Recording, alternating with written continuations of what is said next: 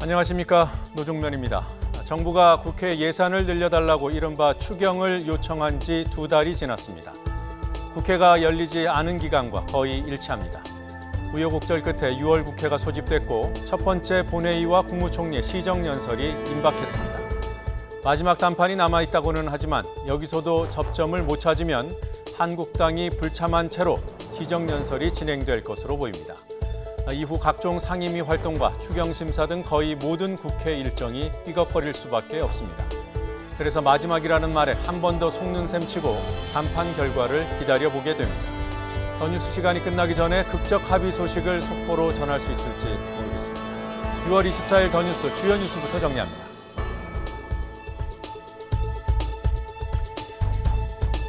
오늘 국회 본회의가 열립니다. 추경 예산안 제출에 따른 이낙연 총리의 시정연설이 예정돼 있습니다. 하지만 한국당은 본회의에 불참할 예정입니다. 여야는 일단 오후 3시쯤 만나 한국당의 국회 참여를 포함한 최종 협상을 시도합니다. 협상이 타결되지 않으면 한국당이 불참한 채 본회의가 열릴 것으로 보입니다. 북미 정상의 친서 외교가 협상 재개로 이어질까요? 폼페이오 미 국무장관은 트럼프 대통령이 김정은 위원장에게 친서를 보낸 사실을 확인했습니다. 더 나아가 미국은 당장 대화할 준비가 돼 있다고 말했습니다. 김정은 위원장이 언급한 흥미로운 내용에 대해 북한의 호응을 촉구한 것으로 풀이됩니다. 이번에도 인재였습니다. 지난달 10일 발생한 한빛 1호기의 열 출력 급증 사고는 근무자의 잘못된 계산과 무자격 운전자의 조작 미숙 때문이라는 정부 조사 결과가 나왔습니다. 담당자의 계산 잘못으로 열 출력이 18% 급증했고 면허가 없는 정비원들이 원자력 제어봉을 조작하다가 실수를 하기도 했습니다. 술을 한 잔이라도 드셨다면 다음 날 아침까지는 운전대를 잡으면 안 됩니다. 고 윤창호 씨 사망으로 음주 단속 기준이 강화된 도로교통법이 오늘 밤 자정부터 시행됩니다. 술 한 잔은 물론이고 다음 날 아침 숙취 운전도 단속 대상이 된다는 점 명심하시기 바랍니다. 요즘 교육계 최고의 관심은 자사고 재지정 평가입니다. YTN이 리얼미터에 의뢰해 정부의 자사고와 특목고 축소 정책에 대해 물었습니다. 자사고, 특목고 축소에 찬성한다는 의견이 43.1%, 반대한다는 의견이 37.1%를 차지했습니다. 모른다는 답도 19.8%나 됐습니다. 더 뉴스 본격적으로 시작합니다.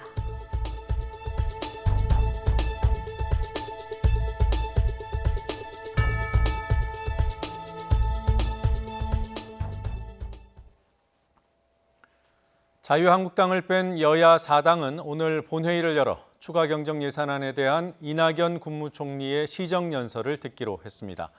오후 3시에 문희상 국회의장 주재로 여야 3당 원내대표가 만나 이른바 최후의 단판을 시도합니다. 그 결과에 따라 한국당 참석 여부가 결정됩니다. 취재기자 연결합니다. 조은지 기자. 네, 국회입니다. 네, 오후 3시에 이루어지는 단판에서 이견을 좁힐 수 있겠습니까? 네, 분위기는 무르익었는데 낙관은 금물입니다. 오전에 문희상 의장과 민주당 이인영, 바른미래당 오신환 원내대표가 만나 국회 정상화 방안을 논의했고 경제 원탁회의 등에서 이견이 어느 정도 좁혀진 것으로 보입니다. 잠시 뒤 오후 3시엔 한국당 나경원 원내대표까지 참석하는 회동이 열리는데 극적인 타결이 이루어질지 관심입니다. 일단 오후 2시에 맞춰 준비하던 본회의 시정연설은 오후 5시로 미뤄졌고 최후 단판에서도 평행선을 달리면 한국당 없이 시정연설을 강행할 것으로 보입니다.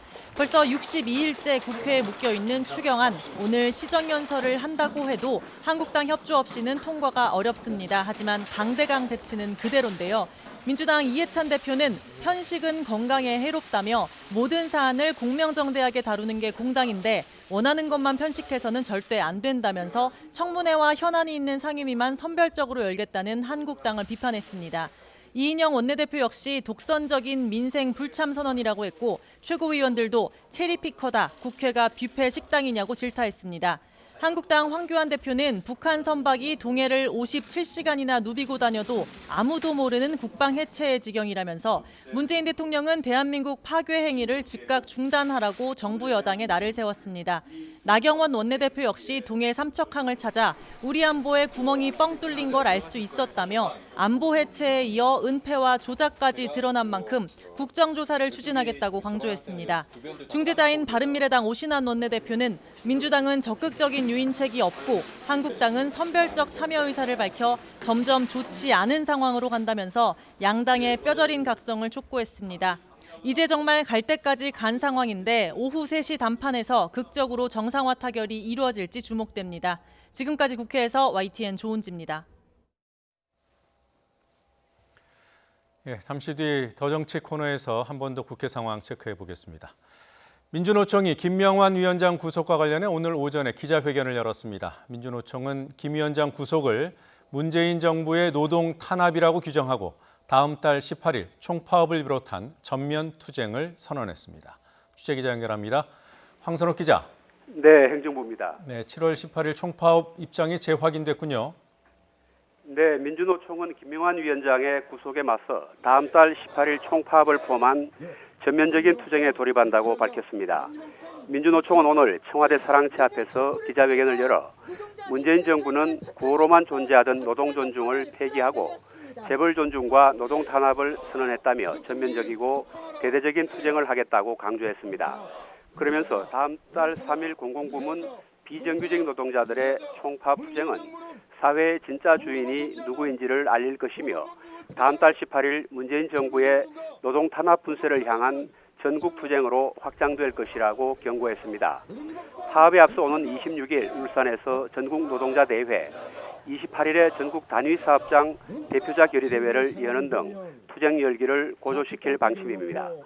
김경자 수석 부위원장의 투쟁 일정 발언 들어보시겠습니다. 민주노총은 6월 26일 현대중공업 분할 매각 저지와 대우조선의 재벌 특혜 매각을 저지하기 위한 전국 노동자 대회를 개최할 것입니다.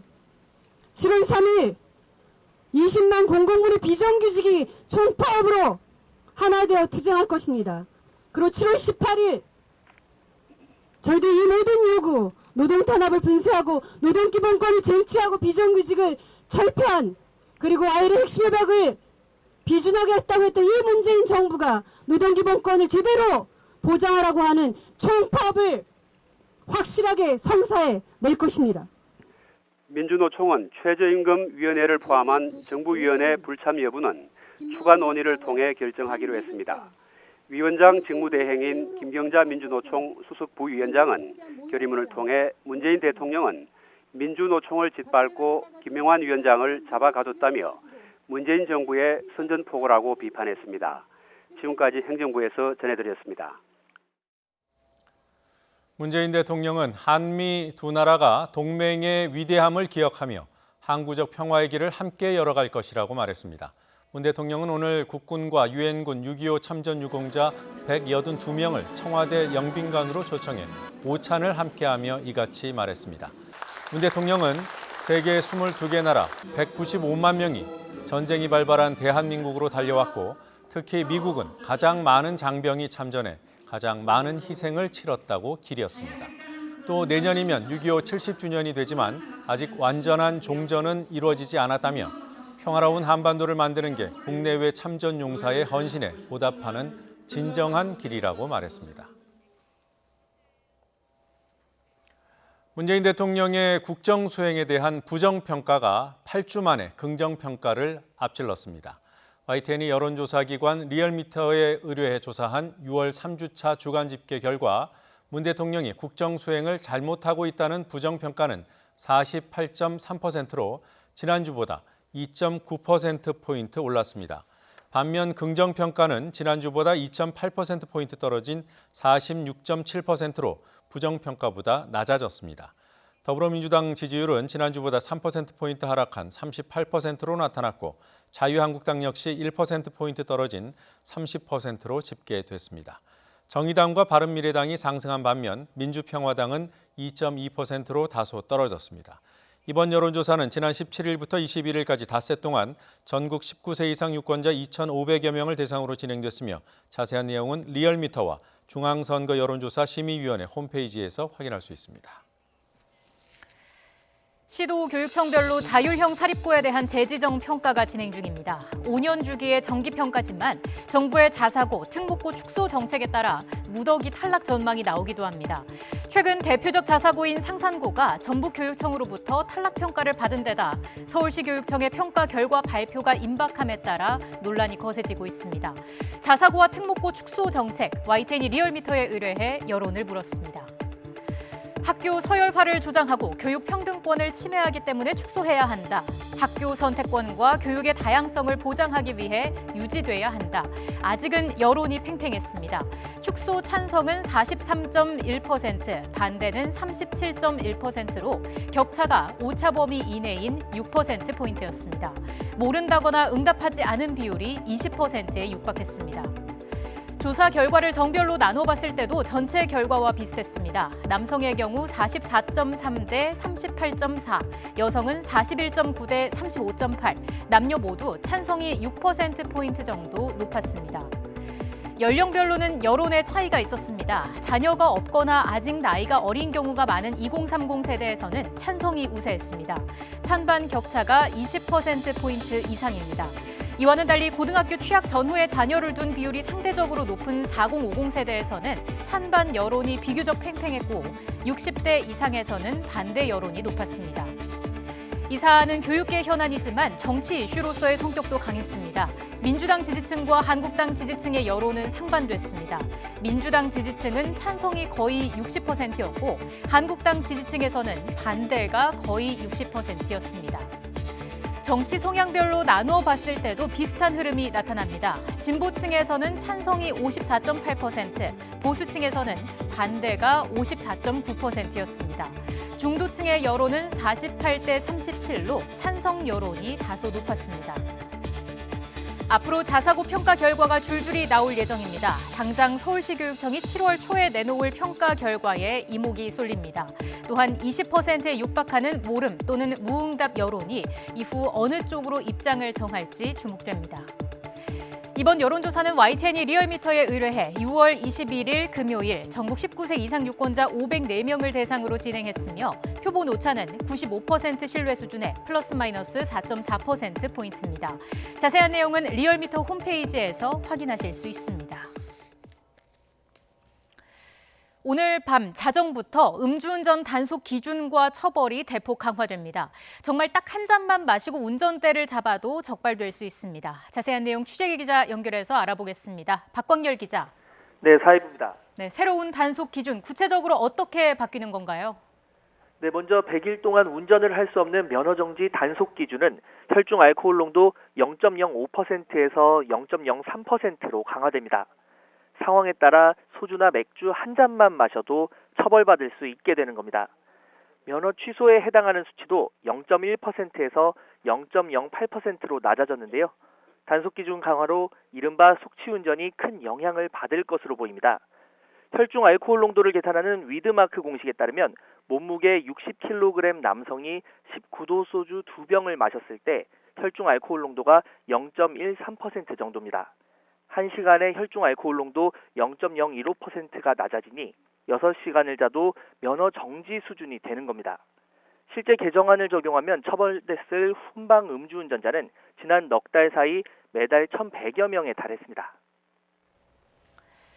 네, 단속 기준뿐만 아니라 벌금 등 처벌도 강화된다고 하죠. 네, 그렇습니다. 면허 정지는 500만 원으로 벌금 상한선이 늘었습니다. 취소 수치가 되면 벌금이 500만 원부터 시작하는데요. 대리운전 비용을 2만 원으로만 잡아도 250차례가 넘는 대리비를 한 번에 내는 셈입니다. 혈중 알코올 농도 0.2% 이상이나 측정 불응 등 이른바 불량 음주족 처벌도 강화됩니다. 최대 5년 이하의 징역이나 2천만 원 이하 벌금이 가능해집니다. 여기에 면허 취소 수치로 큰 사고를 내면 구속 수사를 받고 음주운전으로 중상해를 입히거나 사망사고를 내면 최고 무기징역까지 구형합니다. 네, 그리고 내일부터는 2달 동안 전국 음주운전 특별단속을 시행한다고요? 네, 오늘 자정부터 8월 24일까지인데요. 밤 10시부터 새벽 4시 사이 집중단속에 나섭니다. 유흥가나 식당, 유원지 등 음주운전 취약장소, 그리고 자동차 전용도로 진출입구 등에서 20분에서 30분 단위로 장소를 수시로 옮겨 진행합니다. 여기에 일반 도로는 물론 평소 사각지대로 꼽혔던 이면도로까지 단속 장소에 포함해 효과를 극대화한다는 계획입니다. 지금까지 사회부에서 YTN 박광렬입니다. 지난달 시험 가동 중 열출력이 갑자기 올라가며 수동 정지했던 한빛 1호기 사건에 대해 원자력안전위원회가 특별조사를 진행 중입니다. 사고 원인은 잘못된 계산과 면허가 없는 무자격 운전자의 조작 미숙인 것으로 확인됐습니다. 취재기자 연결합니다. 이동은 기자. 네, 이동은입니다. 네, 이번 사고 조사의 중간 결과가 발표됐습니다. 먼저 사고 경위와 주요 원인부터 짚어주시죠. 네, 한빛 1호기는 지난달 9일 재가동 승인을 받은 뒤 다음 날인 10일 재어봉 시험 과정에서 열출력이 18%까지 올라가며 조사에 들어갔고요. 이 과정에서 수동 정지했습니다. 당시 한빛 1호기는 기준이 되는 8개 재어봉을 이용해 시험 중이었는데요.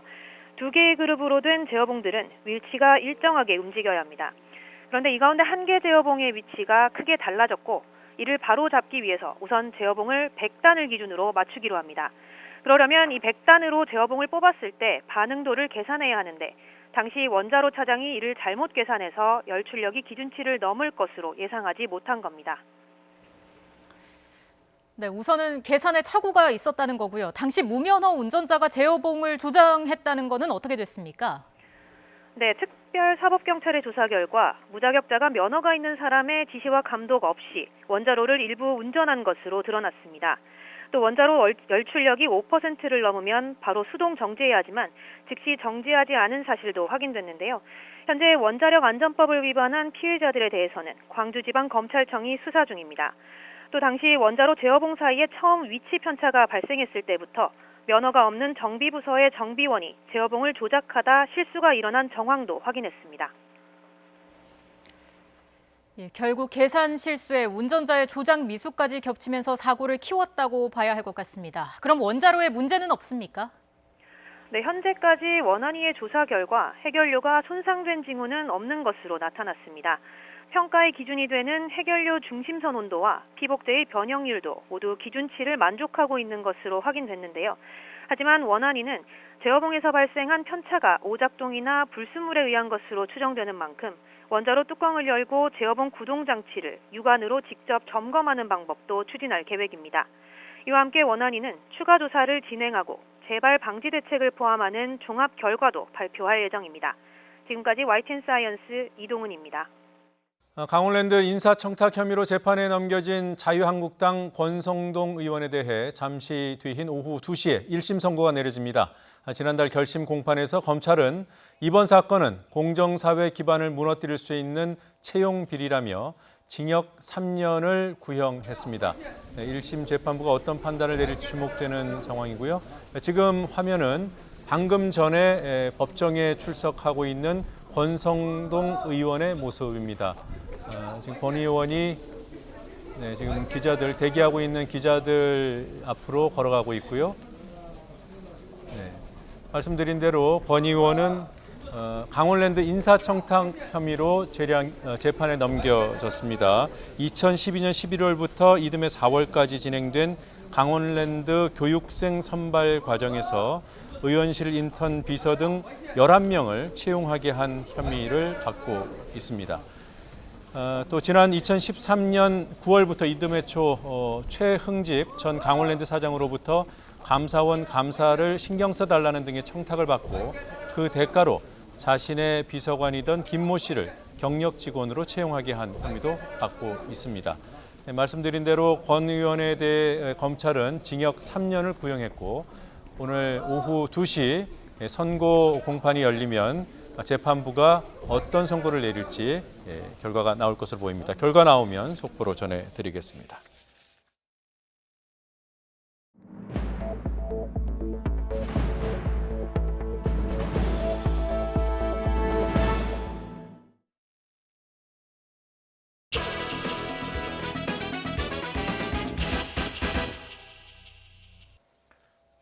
(6월) 국회 첫 번째 본회의가 오늘 오후에 열릴 수 있습니다. 문희상 국회의장이 예고한 대로 추경 편성을 요청하는 이낙연 총리의 시정연설이 예정돼 있지만 문 의장은 여야 합의를 한 번 더 기다리기로 했습니다. 한국당의 선택이 주목됩니다. 오늘 여야 1대1 미니토론 더 정치는 출연자들의 본회의 시정연설 참석 때문에 중계차를 통한 순차 인터뷰 방식으로 진행됩니다. 최입의 바른미래당 의원 또 기동민 더불어민주당 의원 차례로 인터뷰하겠습니다. 먼저 최입의 의원부터 연결합니다. 최 의원님. 예, 안녕하십니까. 최입입니다. 네, 안녕하세요. 네, 잠시 뒤에 바른미래당 의총이 시작되죠. 어떤 논의를 하게 되는 겁니까? 오늘 그 국회에서 국회의장이 3당 교섭단체 원내대표와 10시 반에 원래 회동을 하기로 했었습니다. 예. 그런데 이제 자유한국당 나경원 대표가 삼척항으로 가면서 회동이 이제 이루어지지 않고 민주당과 바른미래당 원내대표만 같이 회의를 했는데요. 다시 3시에 그 국회의장과 3당 원내 대표가 함께 회동을 하기로 했고요. 그 회동 후에 이제 본회의를 열어서 국무총리의 시정연설을 하기로 했는데 그 시정연설은 5시로 예정되어 있습니다. 예. 그래서 저희 당은 4시 반에 국회 본회의 열리기 전에 과연 이렇게 강행 처리하는 것에 대해서 우리 바른미래당이 참여할지 말지를 결정해서 모이기로 해서 논의하려고 하고 있습니다. 네, 그러면 민주당은 시정연설을 바른미래당이 불참을 결정할 수도 있습니까? 지금 상황에서는 둘 다 열어놓고 있습니다. 예. 저희가 민주당 입장에서는 시정연설을 본회의에서 열면 이제 한국당만 없는 모습이 보여져야 한국당이 들어올 것이다라는 주장을 했고, 네. 우리 당 입장에서는 예결위도 열리지 못하는 상황에서 국무총리의 시정연설만 하는 것이 이런 강행 처리 모습으로 한국당을 더욱더 본회의에 못 들어오게 하는 빌미를 제공하는 것이다 라는 의견이 둘 다 있습니다. 그래서 이 부분에 대해서는 좀 더 의원님들의 의견을 들어보고 판단해야 될 것 같습니다. 예. 뭐 3시에 이게 뭐라고 할까요? 최종 담판이라고 해야 하나요? 그런 기회가 생긴 셈인데 예. 최 의원께서는 어떻게 전망하십니까? 일단 이번 국회 파행의 가장 큰 책임은 한국당인데요. 예. 한국당이 지금도 적극적으로 그 합의를 하기 위한 논의 테이블에 들어오지 않는 상황이기 때문에 쉽지는 않다고 생각을 합니다. 예. 따라서 지금 본회의를 열어서라도 마지막 압박 수단으로 활용해야 된다라는 민주당의 입장이 있기 때문에 예. 지금 상황에서는 한국당이 이 부분에 대해서 어떻게 반응할지는 잘 모르겠습니다. 네. 하여튼 뭐 쉽지는 않은 상황이다 이렇게 말씀하셨는데요.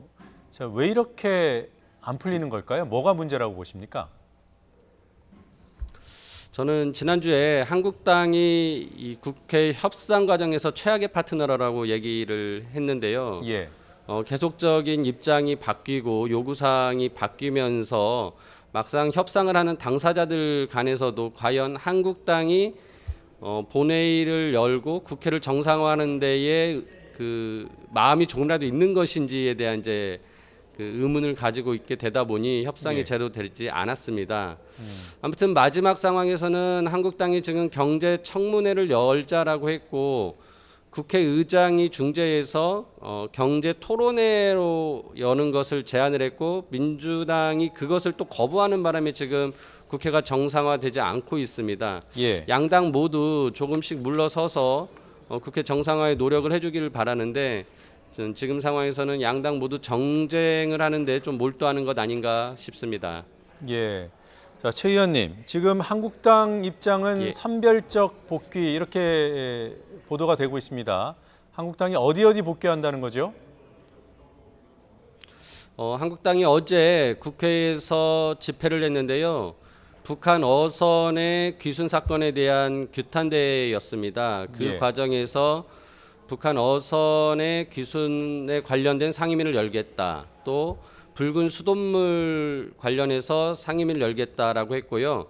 현재 인사청문회가 예정된 기재위와 법사위에 대해서도 언급을 했습니다. 그런 면을 봤을 때는 제가 보기에는 국방위, 정부위, 농해수위, 외통위, 운영위, 환노위 정도를 생각하고 있는 것 같습니다. 예. 그럼 지금 말씀하신 그 상임위만 합쳐도 한 7, 8개 되거든요. 이게 선별 거의 한 반은 복귀한다고 봐도 되는 것 같기도 한데 이 한국당의 선별 복귀에 대한 바른미래당의 입장은 어떤 겁니까? 근데 저는 이걸 사실상 복귀라고 보기는 어렵다고 생각하는데요. 예. 국회가 이제 가장 크게 할 일 중에 두 가지가 법안을 논의해서 법안 통과시키는 것인데 지금 법안 논의에 대해서는 전혀 의지가 없습니다. 또한 이제 정부 현안을 듣고 그 현안에 대해서 정부의 대책과 정책을 비판하고 대안을 제시를 해야 되는데 예. 제가 보기에는 지금 언급된 그런 사안들은 모두 정쟁을 위해서 열겠다라는 의도를 가지고 있기 때문에 네. 과연 국회가 열린다 하더라도 또 서로 고성만 오가고 싸우는 모습만 보여주다가 파행되지 않을까라는 그런 생각이 듭니다. 예. 지금 한국당의 이런 선별 복귀 입장은 그 시정 연설 일정이 잡힌 다음에 나온 거란 말이에요. 그래서 이번 시정 연설이 한국당 합의 없이 불참한 상태로 진행된다고 해서 뭐 지금 선별 복귀 입장이 전면 보이콧으로 더 악화되는 건 아닌가 이런 우려가 가능한 건지 모르겠습니다. 어떻게 보십니까? 저는 충분히 오늘 본회의를 강행하게 된다면 한국당에서는 충분히 보이콧할 수 있는 그 빌미를 가지고 있기 때문에 예. 또 한 번 다시 파행을 하는 이유를 민주당이나 또 국회의장에게 떠넘기고 안 예. 들어올 가능성이 더 높아진다라는 생각은 합니다. 그러니까 더 악화될 것이다 이렇게 보시는군요. 예. 그럼 아까 제가 사실 뭐 바른미래당 의총 여쭤보면서 최 의원 개인 입장은 여쭤보질 않았는데 최 의원께서는 이번 본회의 시정연설 한국당 안 들어오면 하지 말아야 된다는 입장인지요? 저는 시정연설은 뭐 한다고 하면 할 수 있다고 생각합니다. 하지만은 바른미래당 그리고 제 입장에서는 아무래도 본회의 들어가기가 어렵지 않나. 한 번은 더 한국당을 들어오게끔 하기 위한 노력을 더 해야 된다. 그리고 그것이 민주당이 경제 토론회를 받는 것이다라고 생각을 합니다. 네. 자, 이 상황에서 그 추경안 심사하게 될 예결특위 지금 아예 구성도 안 돼 있던데요. 한국당이 예결위 구성에는 협조를 하는 상황입니까? 어떻습니까? 아니요, 전혀 그렇지 않고요. 네. 지금 예결위 자체는 뭐 위원장을 논의하거나 또 위원들을 논의하는 과정은 없습니다. 따라서 추경 논의는 아무래도 6월 안에 힘들지 않을까 싶습니다. 네. 6월 국회가 언제까지로 예정돼 있는 거죠? 6월 국회는 6월 말까지로 제가 알고 있습니다. 네. 그럼 7월 국회를 다시 열어서 추경을 심사해야 될 그럴 가능성도 배제할 수 없겠군요. 예, 물론이죠. 네. 제가 생각에는 지금 한국당을 제외한 사당이 국회를 열어놨기 때문에 예. 아마 7월 임시국회도 계속 그런 식으로라도 열어놔야 되지 않나 싶습니다. 예, 알겠습니다. 한 가지만 더 여쭤보죠. 뭐 경제청문회라고 하든지 경제토론회라고 하든지 그 뭐 명칭은 중요하지 않다는 게 한국당의 입장이더군요. 그래도 지금 이것이 추경의 조건, 또 국회를 정상화하는 조건인 것으로 보이는데 이 뭐 토론회든 청문회든 열리는 겁니까? 어떻게 되는 겁니까? 지금 상황에서는 민주당이 경제 토론회를 열지 않겠다라고 했기 때문에 그 부분이 이제 쉽지 않은 것이고요. 예. 처음에는 경제 실정 청문회라고 했는데 나름 한국당도 뒤로 좀 물러서서 네. 그냥 경제 청문회면 수용 가능하다라고 얘기를 했기 때문에 예. 저는 민주당이 충분히 그 부분 받아줄 수 있지 않나라는 생각을 합니다. 네. 오전에 좀 접점이 찾아졌다던데 그거는 아닌가요? 예, 정확히 그 부분은 제가 확인을 못했는데요. 아직까지는 큰 접점은 없는 것 같습니다. 네. 그러면 3시 회동 결과를 지켜봐야 될 것 같습니다. 자, 최이배 의원 말씀 여기까지 듣겠습니다. 고맙습니다. 예, 감사합니다.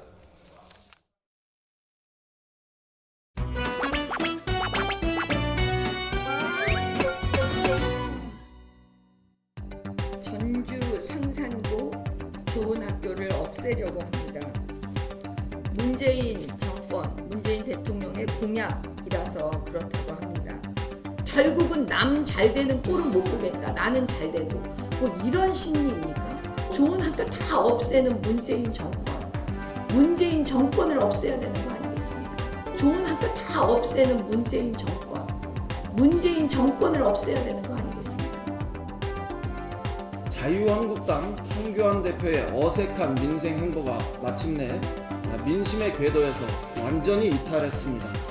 외국인 노동자 임금 차별 발언으로 거발목, 혐오 논란을 일으키더니 아들의 스펙트럼 논란으로 우리 사회를 가쁜 사회 분위기로 몰아넣었습니다. 오래가면 바닥이 드러나는 법이라고 생각합니다. 자유한국당 황교안 대표의 어색한 민생 행보가 마침내 민심의 궤도에서 완전히 이탈했습니다. 토론회 한 번 하는 게 그렇게 어렵습니까? 민주당은 집권당으로서의 책임감이 진정 있는 것입니까? 추경할 자격이 있습니까? 일부 상임위만 참여하겠다는 자유한국당 또한 무책임하기는 마찬가지입니다. 이처럼 단감만 쏙 빼먹겠다는 식의 편의적인 발상이 국민들의 환영을 받을 수는 없습니다. 단감만 쏙 빼먹겠다는 식의 편의적인 발상이 국민들의 환영을 받을 수는 없습니다. 네, 여야 1대1 미니토론 더 정치. 오늘은 앞서 말씀드린 대로 국회 본회의 시정연설 때문에 출연자들 차례로 중계 인터뷰 진행하고 있습니다. 조금 전 최입의 바른미래당 의원 연결한 데 이어서 이번에는 기동민 더불어민주당 의원 연결해 보겠습니다. 기 의원님 안녕하세요. 네, 안녕하세요. 자, 기 의원 뒤쪽으로 목소리가 잘 안 들리는데요. 예. 자, 기 의원 뒤쪽으로 농성 장면이 보입니다. 어떤 농성인가요? 예, 더불어민주당 을지로위원회에서 예. 국회 정상화 민생입법 촉구를 위해서 지금 의원들이 박홍근 의원을 비롯해서 이렇게 의원들을 대상으로 해서 홍보도 하고요. 국민들에게 절박성을 알리고 있는 그런 상황입니다. 네, 그렇군요. 자, 본 질문에 앞서서 잠시 함께 들어볼 한국당 입장이 있습니다. 잠시 듣고 네. 질문 드리겠습니다. 네네. 민주당 이원욱 원내 수석 부대표는 언론 인터뷰를 통해 거짓말을 하며 오히려 국회를 정쟁으로 몰아가고 있습니다.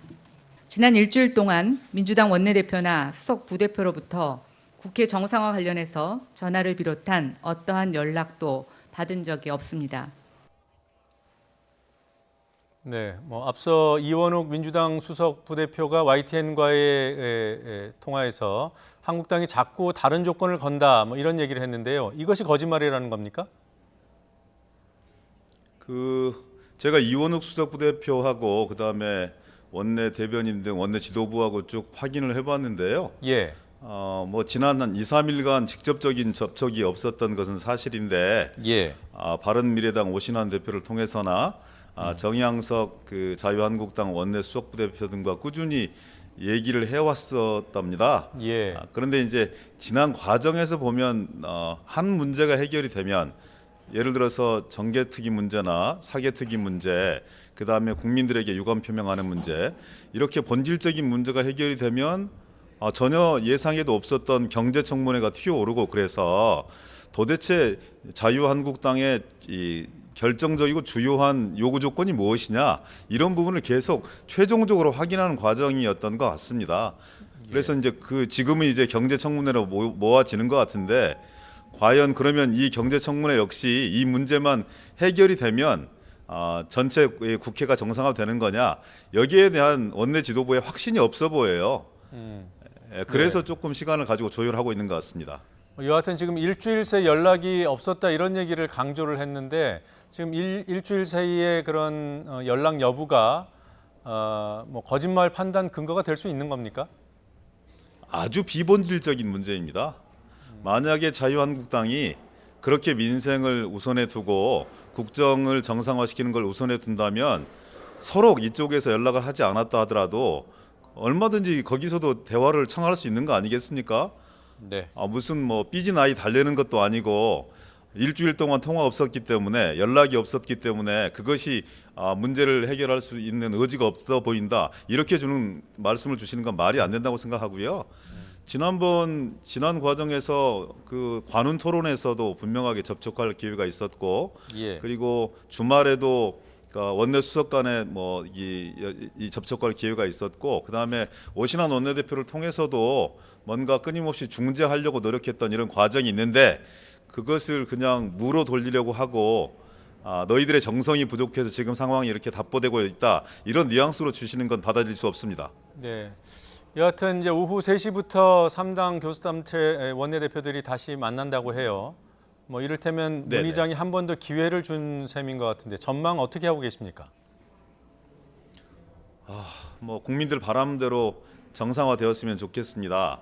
그리고 국회의장께서 중재하고 함께하는 자리이기 때문에, 또 본회의 시정연설을 지난주에 예정되어 있었지만 오늘로 다시 미루고, 또 10시에서 또 오후로 미루고, 이런 과정들을 자유한국당에서 좀 살펴봐줬으면 좋겠고요. 예. 최종적인 그 문제의식들이 좀 검토가 되어서 국민들이 더 이상 실망하지 않고 민생을 챙기고 추경이 원활하게 처리가 되고, 그다음에 또 최근에 일어난 현안들이 대단히 많지 않습니까? 국민을 우선에 둔다면, 그리고 민생을 우선에 둔다면 정말 이렇게 전격적으로 원에 복귀해서 정상화시켜내는데 자유한국당도 일조해 주셨으면 감사하겠습니다. 예. 만약에 3시 회동에서도 그 합의가 안 되면 일단 보도를 종합해 보면 오후 5시에 본회의가 열리고 시정연설 뭐 진행된다 이렇게 돼 있는데요. 바른미래당 조금 전에 최이배 의원 인터뷰를 해보니까 바른미래당은 한국당이 안 들어오면 본회의 참석 못할 가능성이 있다 이렇게 얘기를 하더군요. 어떻게 보십니까? 뭐 바른미래당 내부에 사정이 있다고 보여집니다. 예.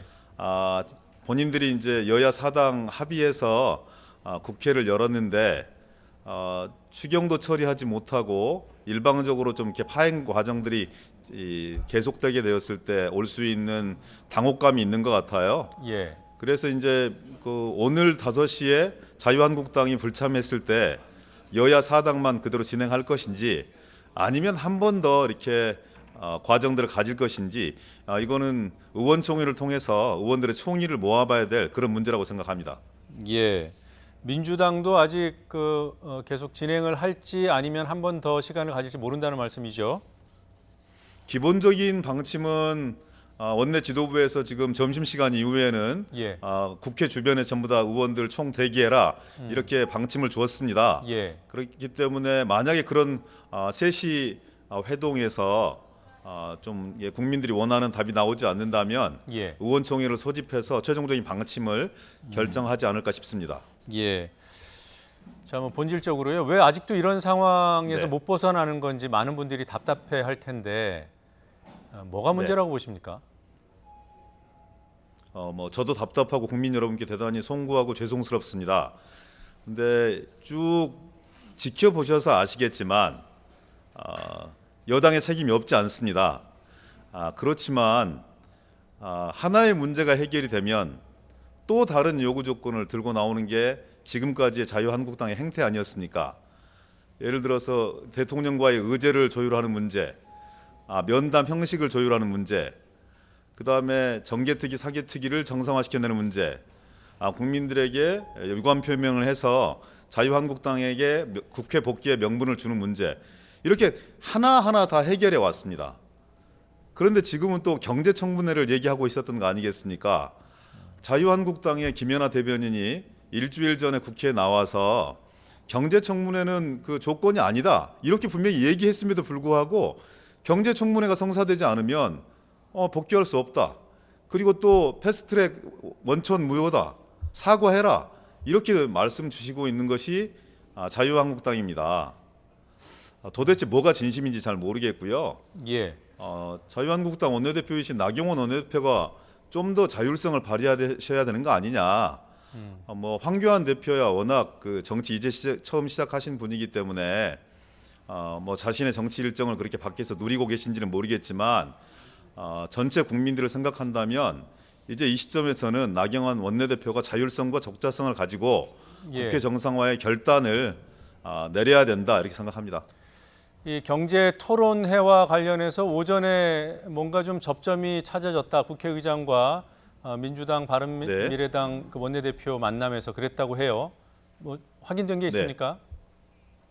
저는 이인영 원내대표가 계속 지난주부터 해왔던 얘기가 있습니다. 예. 낙인 찍지 않는다면 지금이 경제에 완전히 패배했고 소득주도 성장 등을 포함한 문재인 정부의 경제정책 기조가 완전히 틀렸다. 이런 낙인을 찍지 않는다면 예. 얼마든지 경제토론에 응하겠다 이렇게 얘기하고 있습니다. 네. 동등한 토론이 보장만 되어진다면 얼마든지 청와대 관계자, 정부 최고의 관계자, 당의 대표적인 인사 이런 분들이 참여해서 토론할 수 있습니다. 왜 못하겠습니까? 아니, 그래서 답답한 정말 게 근데 그것이 왜 안 마지막 되는 거예요? 방점입니까? 뭐가 문제인 거죠? 네? 저는 그 문제를 더불어민주당에 물어봐서는 안 된다고 생각합니다. 나경원 원내대표, 한기왕 대표가 도대체 원하는 부분들이 무엇인 건지, 경제청문회인 건지, 경제토론회인 건지, 어떤 형식을 요청하고 있는 것인지 여기에 대해서 명백하게 저희들한테 주시면 판단하겠습니다.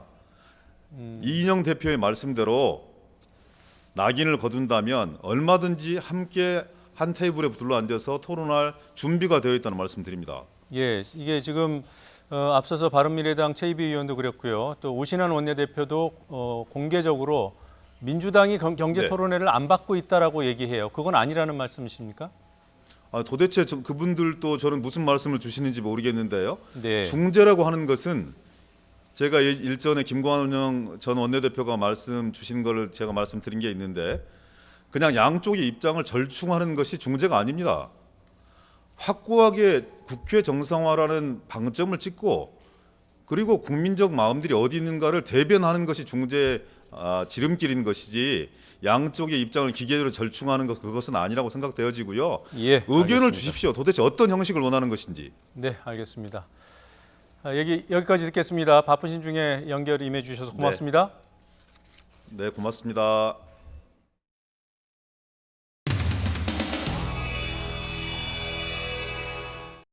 오늘 오전 10시에 우리 국토위 상임위 전체를 개최하자는 이런 요구가 있었습니다. 그래서 오늘 이렇게 우리 민주당 의원님들은 다 나오시게 되었는데요.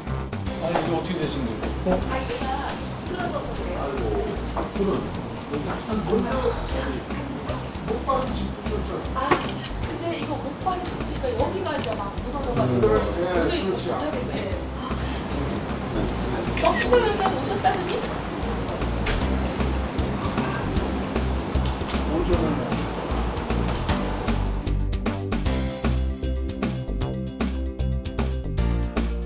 이루어진 것 같지는 않습니다. 네. 여기 앉아 계시면 어떡합니까, 의장님이? 예? 간사관에 이거 없었는데 해도 넘어가신 거 아니에요? 그래서 18일 날 18일 날 이제 그렇게 하면 어떡해? 앉아서 얘기하세요. 앞뒤는 간단하게 협의를 해서 위원장이 회의를 진행해야지 그냥 막 하면 어떡해? 협의를 더 빨리 간사간에 저기를 하세요. 그냥 하지 마시고. 아니 나오세요. 합의 안 되는데. 합의 안 되는데 어떻게 그렇게 막 하면 어떻게 해요, 위원장께서? 일단 뭐 또 요구가 있으셨고 개의 또 인원이 또 되셨기 때문에 또 위원장으로서는 위원장으로서는 그 합의가 안 되면 합의를 이렇게 좀 종용을 하셔야죠. 항의하라고 해야죠.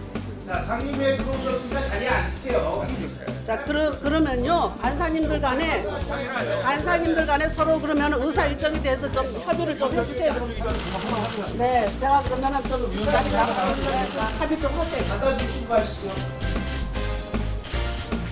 아까 위원장님이 오셨다가 또 내부 위원들과의 또 여러 가지 문제 제기 위해서 대화를 나가셨고 제가 그 사이 들어왔다 나왔다 하지?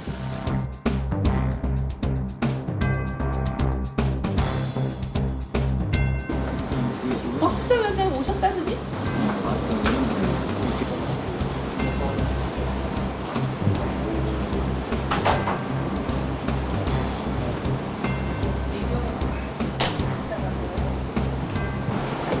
소리 질렀어요? 오늘 왜 안 되세요? 제가 일어야지.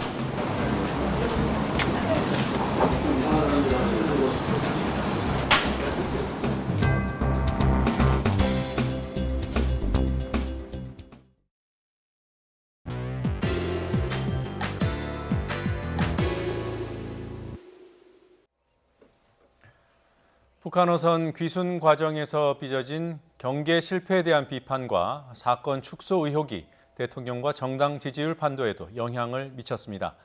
지난 주말 기준으로 50%를 넘었던 문재인 대통령의 국정 수행에 대한 긍정평가가 46%대로 떨어지면서 2달 만에 부정평가가 긍정평가를 앞질렀습니다.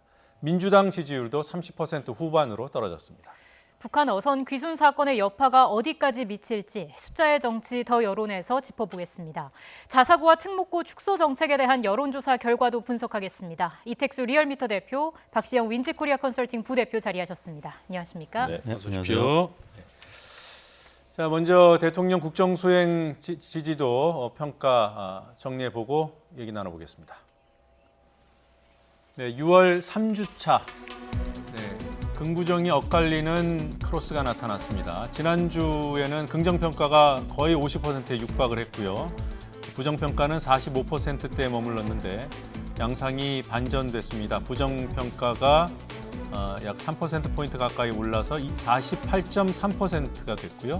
긍정평가는 그 정도 떨어져서 46.7%로 집계됐습니다. 네, 어느 층에서 많이 떨어졌나? 일단 진보층의 긍정평가는 74.5%로 지난주에 비해서 소폭 떨어졌고요. 보수층은 긍정평가가 20.3%에 머물렀고 중도층의 하락폭이 다소 컸습니다. 41.8%로 8%포인트 정도 떨어졌습니다. 네, 지역별로 보겠습니다. 서울 지역은 긍정평가가 46.3%, 부정평가보다 조금 뒤졌고요. 경기 인천은 긍정평가가 조금 높은 수준을 보였습니다.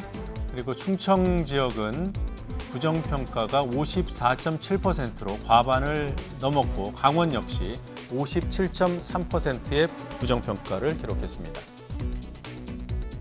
네, 부울경, 경남 지역 41.3 대 54.1, 그리고 TK도 거의 60%에 가까운 부정평가가 나타났습니다. 호남 지역 67.9%의 긍정평가, 제주 지역은 60.1%였습니다. 연령별로 보겠습니다. 20대 19세 이상, 유권자 19세 이상, 29세 이하, 긍정평가가 49.5%로 부정평가를 다소 앞섰고요. 30대, 40대 모두 긍정이 다소 앞섰지만 50대와 60대에서는 부정평가가 높아졌습니다. 자, 대통령 지지도가 3% 가까이 한 주 동안에 떨어졌습니다. 이 정도로 이게 뭐 급락 정도가 되는 건지 모르겠습니다만 이 정도 떨어진 예가 있었나요? 지난 3월 달에 북미 정상회담이 결렬이 되고 또 당시에 미세먼지가 굉장히 많았었죠. 네. 그리고 이제 북한 미사일 발사장 복구 정황이 있을 때 3월 달에 이제 지지율이 3%포인트 등락한 적이 있었습니다. 네. 3월 첫째 주, 둘째 주에 뭐 3%포인트 또 이어서 빠지면서 최저치를 기록했다가 지난 5월 달부터는 이제 국회 뭐 이른바 동물국회 논란, 또 한국당 의원들의 막말 논란 때문에 강대강 대치 국면이 계속 이어졌죠. 그러면서 문재인 대통령 지지율이 거의 사실 평행선 횡보하는 모습을 보였었습니다. 45%에서 47%를 계속 이제 오르락내리락 했었는데요. 뭐 대체로 긍정평가가 소폭 높은 수치를 보이다가 이번 주는 이제 오래간만에 부정평가가 오차 범위 내긴 합니다만 지금 높아졌고요. 지난주 같은 경우 이제 손혜원 의원의 기소 소식, 물론 이제 탈당을 해서 무소속 의원이긴 합니다만 영향을 미쳤다고 봐야 될 것 같고요. 또 북한의 목선 경계 실패 논란, 또 문재인 대통령 이제 그 사위의 특혜 취업 논란 뭐 이런 등등의 요인 때문에 좀 힘들었던 주간이 아니었나 싶습니다. 대통령 국정 수행 평가 일간 변화를 좀 보면서 얘기를 나눠봤으면 좋겠습니다. 언제 어떤 이슈가 어떻게 영향을 미쳤는지 좀 짚어주시죠. 네, 일단은 저기 화요일 날 조사에서 좀 부정평가가 많이 올랐습니다. 보시면 45.9%로 나타난 날이 화요일이죠. 그렇습니다. 6월 18일. 예, 6월 18일이 굉장히 이제 부정평가 49.2%까지 올랐는데 그날 이제 그 목선 관련해서 북한 목선 문제가 이제 불거졌고 적절하게 대응했는지에 대한 비판 여론들이 많았고요. 그다음에 이제 전날 발표됐지만 손혜원 의원 기소건이 있었고, 그다음에 이제 인천 붉은 수돗물 이 문제가 계속 좀 지속화돼 있었고요. 그다음에 이제 곽상도 의원의 대통령 사위 특혜 취업과 관련된 폭로건이 월요일 날 있었는데 네. 화요일 날 영향을 좀 미쳤고 또 외국 기관에서 우리나라의 그 경제 성장률에 대해서 좀 하향 전망을 나타냈습니다. 이런 것들이 좀 맞물리면서 악재가 좀 누적이 됐다, 겹쳤다 이런 생각이 들고 특히 이제 북한 목선하고 인천 수돗물 이 문제가 나타나면서 위기 관리 능력에 대한 어떤 문제점 이런 것들이 국민들한테 따갑게 비춰진 게 아닌가 그런 생각이 듭니다. 네. 이 북한 어선 여파가 아무래도 제일 컸던 것 같아요. 네, 누적했을 때는 북한 목선 여파가 가장 컸고요. 네. 이제 손혜원 의원 건은 뭐 목포 MBC라든지 아니면은 뭐 다른 보도를 통해서 이제 반론 보도가 좀 나왔었죠. 네. 목포 시의 입장도 있었고요. 네. 그래서 조금 이제 수그러드는 모습이었었는데 북한 목선 문제는 한국당이라든지 바른미래당 입장에서 계속 지금 문제를 제기하고 있기 때문에 그 이슈는 계속 여파를 미치고 있다라고 봐야 될 것 같고요. 문재인 대통령 그 사위 특혜 취업 의혹도 청와대에서 처음에는 이제 사실 확인 중이다라고 했다가 이제 곧바로 반박을 했기 때문에 이 부분도 주반에 가서는 뭐 그다지 영향을 크게 미치지는 못했던 것 같습니다. 그래서 말씀하신 대로 이 북한의 목선 파문이 지난주에는 가장 큰 영향을 미치지 않았나 싶습니다. 그러니까 지금 호재로 볼 수 있는 게 이제 윤석열 검찰총장 후보자 지명권은 아직 다 반영된 것 같지는 않고요. 청문회를 좀 거쳐봐야 할 것 같고요. 네. 그다음에 이제 김상조 청와대 경제정책실장 기용 문제는 이제 금요일 날 발표됐기 때문에 지난주 조사에는 다 반영이 안 된 것으로 그렇게 보입니다. 북한 어선 여파는 언제까지 미칠까요? 저는 주 초일 것 같아요. 왜냐하면 이번 주가 사실 G20 정상회의 그리고 좀 북미 간의 관계 개선 이런 어떤 움직임들이 나오기 때문에 한 주 자체가 외교전 양상을 띠고 있습니다. 그렇기 때문에 국내 이슈보다는 그런 외교 안보 이슈가 크게 국민들한테 영향을 미칠 것 같기 때문에 그렇게 이제 주 초까지는 약간 오늘 내일 정도이지 계속 지속되기는 어려울 거다 그렇게 보여집니다. 대통령 지지율이 가장 많이 떨어진 곳은 어디였나요? 주로 이제 중도층과 이제 수도권 50대였는데요. 뭐 이른바 캐스팅 보트 계층이라고 하는 중도층이라든지 50대에서 조금 떨어진 모습을 볼 수가 있는데요. 중도층이 이제 8%포인트 떨어졌기 때문에 계층별로는 가장 많이 떨어졌습니다. 아까 말씀드린 손혜원 의원 논란이라든지 또 문재인 대통령 사위 논란 이런 부분들은 정권의 도덕성과 관련된 부분이기 때문에 보수 정권이든 진보 정권이든 대통령 주변 혹은 이제 여당 소속 의원들의 이런 논란이 있으면은 지지율이 좀 빠지기 마련이죠. 그래서 지난주에는 중도층과 50대가 좀 빠졌고요. 수도권도 좀 빠졌습니다. 손혜원 의원 건이 또 이런 지역적으로 영향을 좀 미쳤다고 봐야 될 것 같은데요. 호남에서는 지난주에 1%포인트가량 올랐거든요. 그러니까 이제 목포 MBC에서는 좀 또 반론을 했기 때문에 목포 지역에서는 이제 당청에 대한 여론이 그다지 나쁘지 않은데 수도권에서는 손혜원 의원 이 사건이 처음 터졌을 때도 비슷한 양상을 보였었는데 약세로 좀 돌아서는 모습을 이번에 수도권은 그 문제도 있고 또 일부 지역에서는 3기 신도시 일산 지역을 중심으로 그런 부분들이 좀 있기 때문에 수돗물하고 3기 신도시 관련해서 고양 지역 이런 데 파주 지역 이런 데 반발들이 좀 남아 있기 때문에 수도권에서 조금 지지율이 빠진 게 아닌가 싶습니다. 그 신도시 문제는 굉장히 오랫동안 지속되는 재료인 것 같아요. 이제 그 일산 지역들에서 반발이 좀 센데요. 이제 그 부분에 대한 후속 조치, 그러니까 이제 교통 문제, 그다음에 이제 그 산업 도시로 자급자족이 잘 안 되기 때문에 서울로 출퇴근하는 우리 주민들이 많기 때문에 이 부분들에 대한 문제를 어떻게 해결할 거냐 후속 조치를 좀 지켜보는 것 같습니다. 자, 이번에는 정당 지지도 조사 결과 잠깐 정리해 보겠습니다. 네, 민주당의 지지도가 3%포인트 정도 떨어졌고요. 대통령 그 국정수행 평가에 대한 긍정평가가 하락한 것과 거의 비슷한 폭으로 떨어졌습니다. 한국당은 31.0%에서 30.0%로 1%포인트 떨어졌는데 그 민주당과 대통령의 지지율 하락이 한국당 지지로 이어지진 않았고요. 정의당과 바른미래당이 소폭 올랐습니다. 반면 민주평화당은 뭐 비슷한 수준에서 소폭 떨어졌고요. 자, 일간 흐름도 좀 짚어보겠습니다. 민주당과 한국당의 지지율 변화 흐름을 보면 지금 지난주 금요일부터 6월 18일 지지난주 금요일부터 지난주 화요일까지 낙폭이 거의 5%포인트 가까이 됩니다. 그리고 이후로 쭉 비슷한 수준을 유지해 왔고요. 이런 것이 아무래도 15일에 있었던 북한 어선의 귀순 그리고 17일 있었던 브리핑 이후 그런 의혹 논란이 영향을 미치지 않았을까 생각이 되네요. 주목해야 할 점은 민주당이 떨어진 건 이해가 됩니다. 대통령 지지도 거의 궤를 같이 하고 여러 악재들이 맞물려 있기 때문에 당연한데 한국당 지지도가 그러면 대개는 이제 반사익적으로 오르기 마련인데 한국당 지지도도 1%포인트 좀 하락을 했거든요. 그럼 그 이유가 어디 있을까? 저는 그렇게 봅니다. 그러니까 상당히 좋은 호재가 많았는데 정부의 약재가 많았으니까요. 그럼에도 불구하고 하락한 이유에는 황교안 대표 개인한테 있다. 저는 그렇게 봅니다. 이게 두 가지 측면인데 하나는 이제 그 외국인 차별과 관련된 발언이 이슈화됐고요.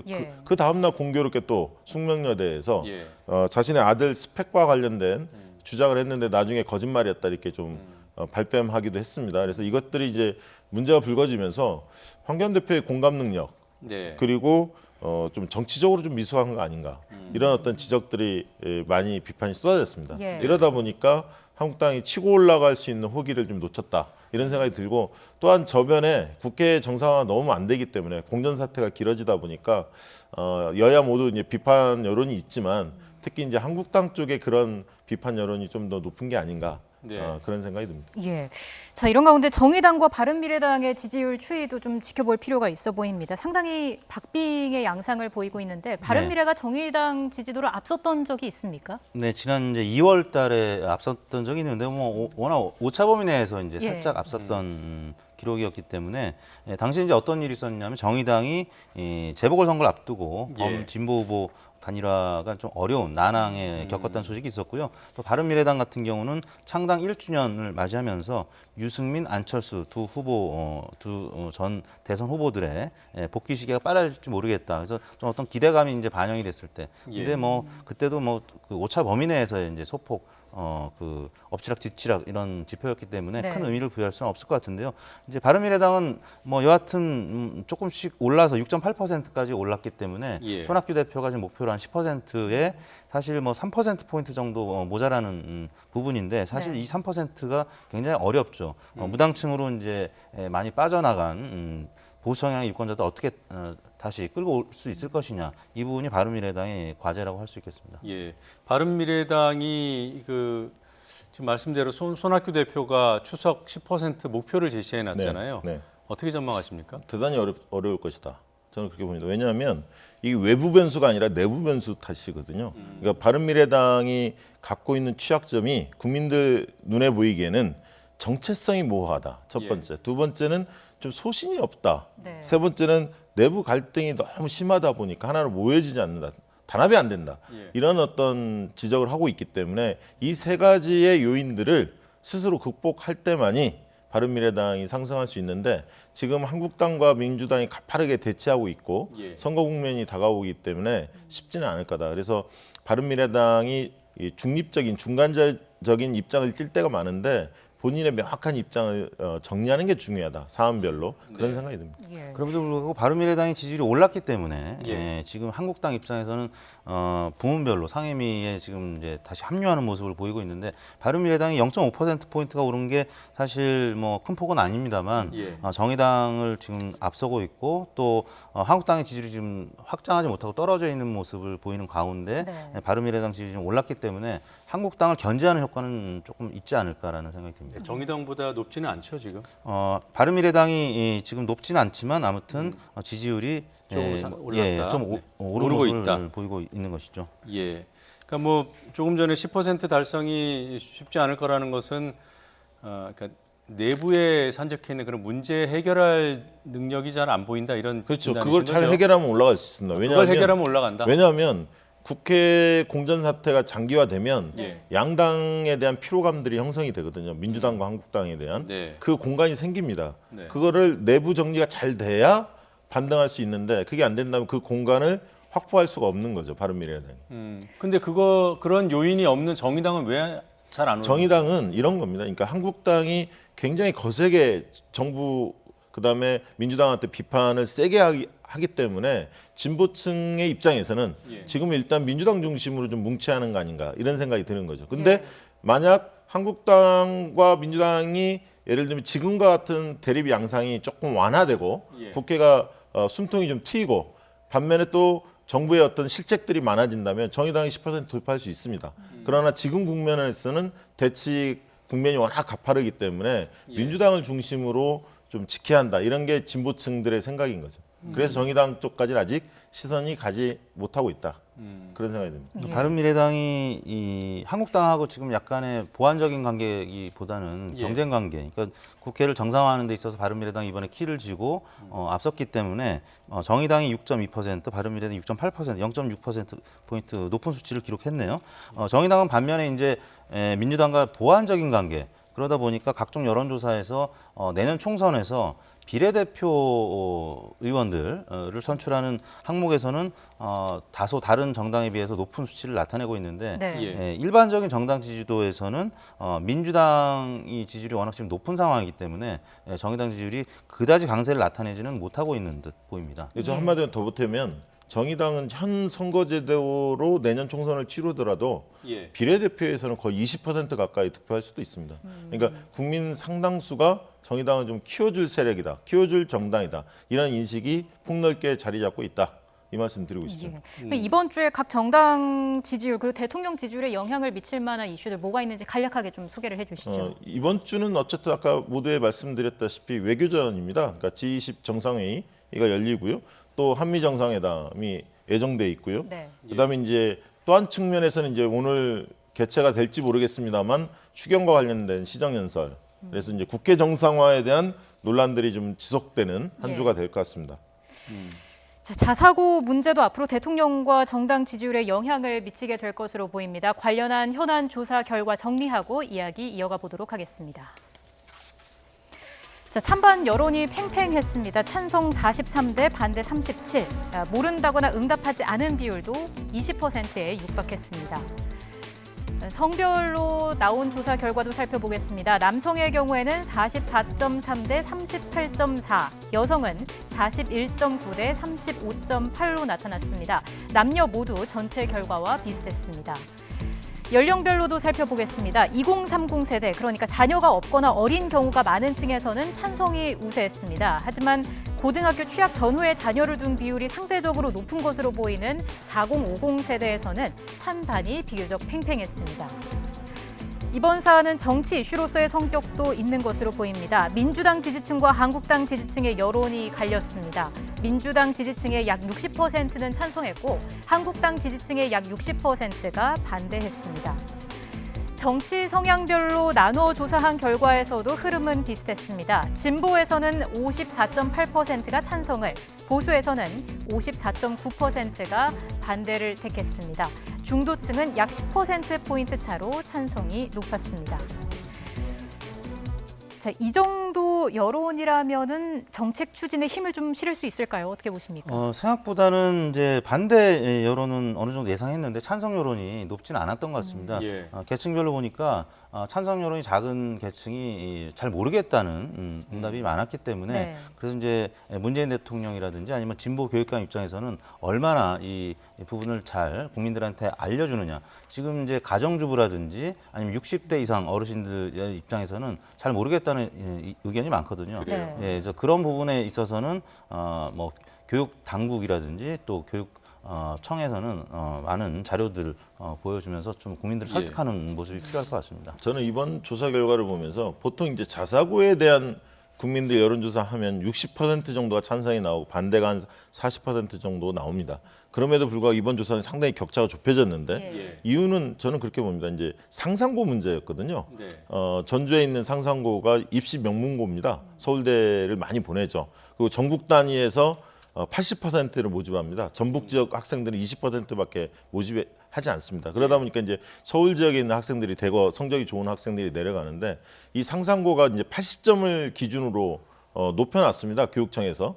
그러니까 지역 그 전북교육청의 권한이 있거든요. 다른 지역은 70점 만점인데 재지정 조건을 80점으로 높여놨는데 0.39점 미달해서 이 재지정이 안 된 지금 그런 상태입니다. 그러다 보니까 이제 국민들이 보기에는 이건 조금 심한 거 아니냐 이런 어떤 여론들이 형성돼 있을 수 있다. 이제 그런 점들이 좀 작동해서 이번 조사 결과 보면 좀 찬반이 팽팽한 정도로 접전이 이루어진 걸로 나오는데 예. 보통은 이제 교육 문제는 이념적 격차보다는 소득의 격차가 제일 큽니다. 예. 그러니까 소득이 높은 수준에 있는 분들과 어려운 분들 간의 이 자사고 문제나 이런 것들을 바라보는 시각이 차이가 있고요. 예. 수도권과 지방의 격차가 되게 큽니다. 그럼에도 불구하고 이번 조사 결과 보면 이념 성향, 정치, 정당, 지지 성향에 따라서 이렇게 많이 갈리거든요. 네. 그만큼 이 사안을 바라보는 데 있어서도 어떤 정권에 대한 유불리 이런 측면으로 우리 국민들이 바라보고 있는 건 아닌가 그런 생각이 듭니다. 그만큼 정국이 많이 지금 날이 서 그렇습니다. 있다는 뜻이겠죠. 네. 한 가지만 여쭤보고 네. 마무리하겠습니다. 한국당 지지층의 반대 여론이 많아요. 네네. 축소에 반대하는. 네네. 한국당이 그렇다고 해서 이렇게 반대 입장을 좀 강하게 밀어붙이기가 쉬울까 하는 그런 의구심은 듭니다. 어떻게 전망하십니까? 네, 이제 한국당 지지자들 중에서도 이제 학부모를 둔 세대와 네. 학생을 둔 학부모 세대와 또 그렇지 않은 세대 간에 조금 입장이 갈리는 것 같은데요. 네. 뭐 아까도 말씀드렸지만 이 사안에 대해서 이제 관심도가 좀 떨어진 계층들에서는 뭐 찬성 반대 대신에 이제 모름 무응답이 많았기 때문에 그래서 국민들을 어떻게 설득하느냐의 문제가 이제 앞으로 남은 관건이고요. 이걸 진영 논리에 따라서 이제 정치 관여도가 높은 분들은 찬반이 명확히 갈리는데 그렇지 않은 예. 분들은 여전히 좀 관망하는 모습들을 보이고 있기 때문에 교육 당국의 국민들을 향한 이제 설득 이 부분이 굉장히 중요한 포인트가 아닌가 싶습니다. 예, 모름 무응답이 거의 20%로 나온 부분이기 때문에 앞으로의 정책 설명 그리고 또 네네. 반론이 있다면 반론에 대한 호소력 네네. 이런 것들이 여론을 좌우할 것 같습니다. 두 분 말씀 여기까지 듣겠습니다. 고맙습니다. 엄마, 이가탄. 친구야. 아버님, 이가탄. 많은 분들이 이가탄을 복용하고 계십니다. 잇몸병엔 이가탄. 효과도 만족도 역시 이가탄입니다. 아시죠? 이가탄.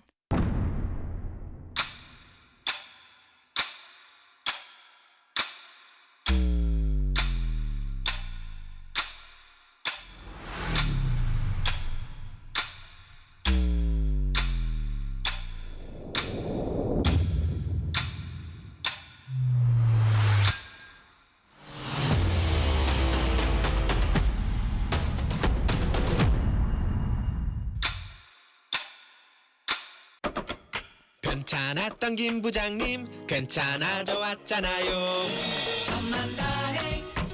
천만다행 삼성화재라서 천만다행. 당신의 봄 삼성화재.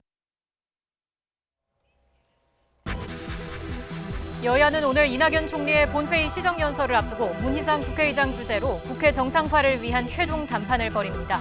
협상이 결렬되면 한국당이 불참한 채 국회 본회의가 열릴 것으로 보입니다. 국회 정상화가 중대 고비를 맞고 있습니다. 지난달 10일 발생한 한빛 1호기의 열출력 급증 사고는 근무자의 잘못된 계산과 면허가 없는 무자격 운전자의 조작 미숙이 원인인 것으로 원자력 안전위원회 특별조사 결과 드러났습니다. 고 윤창호 씨 사망으로 음주 단속 기준이 강화된 도로교통법이 오늘 밤 자정부터 시행됩니다. 경찰은 귀가 시간은 물론 아침 숙취 운전 등을 대상으로 2달간 특별 단속을 실시합니다. 민주노총은 오늘 청와대 앞에서 기자회견을 열어 김명환 위원장의 구속을 노동 탄압으로 규정하고 다음 달 18일 총파업을 포함한 전면적인 투쟁에 돌입한다고 밝혔습니다. 국토연구원의 조사 결과 우리나라에서 처음으로 내 집 장만을 하는 나이는 평균 43.3세로 나타났습니다. 이는 2017년 조사보다 0.3세, 2016년보다는 1.4세 높아진 수치입니다. 집값의 38%는 금융권에서 대출하는 것으로 조사됐습니다. 경기 동부에 이어 대구와 경북 내륙에도 폭염주의보가 내려졌습니다. 또 서울 등 수도권은 내일 오전 폭염주의보가 예보됐습니다. 기상청은 낮 기온이 33도 안팎까지 치솟을 전망이라며 충분한 수분 섭취를 당부했습니다. 민주노총이 김명환 위원장 구속을 문재인 정부의 노동 탄압이라고 규정했습니다. 이에 맞서겠다며 다음 달 18일 총파업을 비롯한 전면 투쟁을 선언했습니다. 김장하 기자가 보도합니다. 민주노총은 지난주 김명환 위원장이 구속된 이후 비상중앙집행위원회를 여는 등 발빠르게 대응했습니다. 내부 의견을 모아 김 위원장 구속을 현 정부의 노동 탄압으로 규정했습니다. 그러면서 노동 탄압에 맞서겠다며 전면적이고 대대적인 투쟁을 선언했습니다. 노동 존중 재벌 개혁에서 노동 탄압 재벌 존중 사회로 가겠다는 문재인 정부의 선전포고입니다. 민주노총은 우선 다음 달 18일 총파업을 예고했습니다. 앞서 다음 달 3일에는 공공부문 비정규직 노동자들이 총파업 투쟁에 돌입합니다. 오는 26일에는 울산에서 전국 노동자 대회, 28일에는 전국 단위사업장 대표자 결의대회를 열어 투쟁 열기를 끌어올리기로 했습니다. 민주노총은 최저임금위원회를 포함한 정부위원회 불참 여부는 추가 논의를 통해 결정하기로 했습니다. 정부는 난감합니다. 최저임금 심의에서 노동계의 강경 대응은 불보듯 뻔하고 ILO 핵심 협약 비준을 위한 의견 수렴도 물 건너간 것으로 보입니다. 사회적 대화기구인 경제사회노동위원회도 사실상 마비된 상태여서 노정 관계는 회복하기 어려운 상황으로 치닫고 있습니다. YTN 김장호입니다. 지난달 시험 가동 중 열 출력이 갑자기 올라가며 수동 정지했던 한빛 1호기 사건에 대해 원자력안전위원회가 특별 조사를 진행하고 있습니다. 사고 원인은 잘못된 계산과 면허가 없는 무자격 운전자의 조작 미숙인 것으로 확인됐습니다. 취재기자 연결합니다. 이동훈 기자. 네, 이동훈입니다. 네, 이번 사고 그러니까 중간 조사 결과가 발표됐군요. 자, 먼저 사고 경위 그리고 주요 원인 어떻게 정리됐습니까? 네, 한빛 1호기는 지난달 9일 재가동 승인을 받은 뒤 다음 날인 10일 재여봉 시험 과정에서 열 출력이 18%까지 올라가며 조사에 들어갔고요. 이 과정에서 수동 정지했습니다. 당시 한빛 1호기는 기준이 되는 8개 재여봉을 이용해 시험 중이었는데요. 2개의 그룹으로 된 재여봉들은 위치가 일정하게 움직여야 합니다. 그런데 이 가운데 1개 재여봉의 위치가 크게 달라졌고 이를 바로잡기 위해서 우선 재여봉을 100단을 기준으로 맞추기로 합니다. 그러면 100단으로 재여봉을 뽑았을 때 반응도를 계산해야 하는데 당시 원자로 차장이 이를 잘못 계산해서 열 출력이 기준치를 넘을 것으로 예상하지 못한 겁니다. 자, 우선은 계산에 착오가 있었다 이런 얘기 같은데요. 당시 무면허 운전자가 재여봉을 조정했다는 건 어떻게 된 얘기입니까? 네, 특별사법경찰의 조사 결과 무자격자가 면허가 있는 사람의 지시와 감독 없이 원자로를 일부 운전한 것으로 드러났습니다. 또 원자로 열 출력이 5%를 넘으면 바로 수동 정지해야 하지만 즉시 정지하지 않은 사실도 확인됐는데요. 현재 원자력안전법을 위반한 피의자들에 대해서는 광주지방검찰청이 수사 중입니다. 또 당시 원자로 재여봉 사이에 처음 위치 편차가 발생했을 때부터 면허가 없는 정비부서의 정비원이 재여봉을 조작하다 실수가 일어난 정황도 확인했습니다. 그러니까 계산 실수 그리고 운전자의 조작 미숙 이런 것들이 겹쳤다는 얘기로 이해가 됩니다. 그렇다면 원자로 자체에는 문제가 없었던 것으로 이렇게 확인이 됐나요? 네, 현재까지 원안위의 조사 결과로는 해결료가 손상된 징후는 없는 것으로 나타났습니다. 평가의 기준이 되는 해결료 중심선 온도와 피복제의 변형률도 모두 기준치를 만족하고 있는 것으로 확인됐는데요. 하지만 원안위는 재여봉에서 발생한 편차가 오작동이나 불순물에 의한 것으로 추정되는 만큼 원자로 뚜껑을 열고 재여봉 구동장치를 육안으로 직접 점검하는 방법도 추진할 계획입니다. 이와 함께 원안위는 추가 조사를 진행하고 재발 방지 대책을 포함하는 종합 결과를 발표할 예정입니다. 지금까지 YTN 사이언스 이동훈입니다. 대학 수학능력시험 6월 모의평가는 지난해 수능보다 어려웠던 것으로 나타났습니다. 표준 점수 최고점은 수학은 올랐고 지난해 상당히 어려웠던 국어는 다소 하락했지만 절대평가인 영어 1등급 비율은 8천여 명 늘었습니다. 권호진 기자가 보도합니다. 입시 전문가들이 변별력과 난이도가 적절했다고 분석한 6월 모의평가는 지난해 수능보다 어려웠습니다. 채점 결과 특히 수학 영역이 어렵게 출제됐습니다. 수학 가형과 나형의 표준 점수 최고점이 각각 140점과 145점으로 작년 수능보다 7점과 6점 올랐습니다. 반면 지난해 불수능이었던 국어 영역의 표준 점수 최고점은 144점으로 작년 수능보다 6점이 떨어졌기는 했지만 쉽지는 않았다는 평가입니다. 표준 점수 최고점은 시험이 어려우면 올라가고 쉬우면 내려갑니다. 절대평가인 언어 영역은 원점수가 90점 이상을 받은 1등급 학생 비율이 7.76%인 3만 6천여 명에 달해 지난해 수능보다 8천여 명 늘었습니다. 사회탐구 영역은 수험생들이 많이 선택하는 사회문화가 지난해 수능보다 9점이나 오르는 등 대부분 상승했습니다. 지구과학이 9점 상승한 과학탐구 영역도 모든 과목이 어려웠습니다. 실제 수능에서는 국어, 수학은 그리고 탐구 영역까지 포함해서 조금 더 쉽게 출제될 것으로 현재 예상을 하고 있습니다. 절대평가이자 필수 과목인 한국사 1등급 학생 비율은 작년 수능보다 12% 이상 하락한 점 또한 눈에 띄는 대목입니다.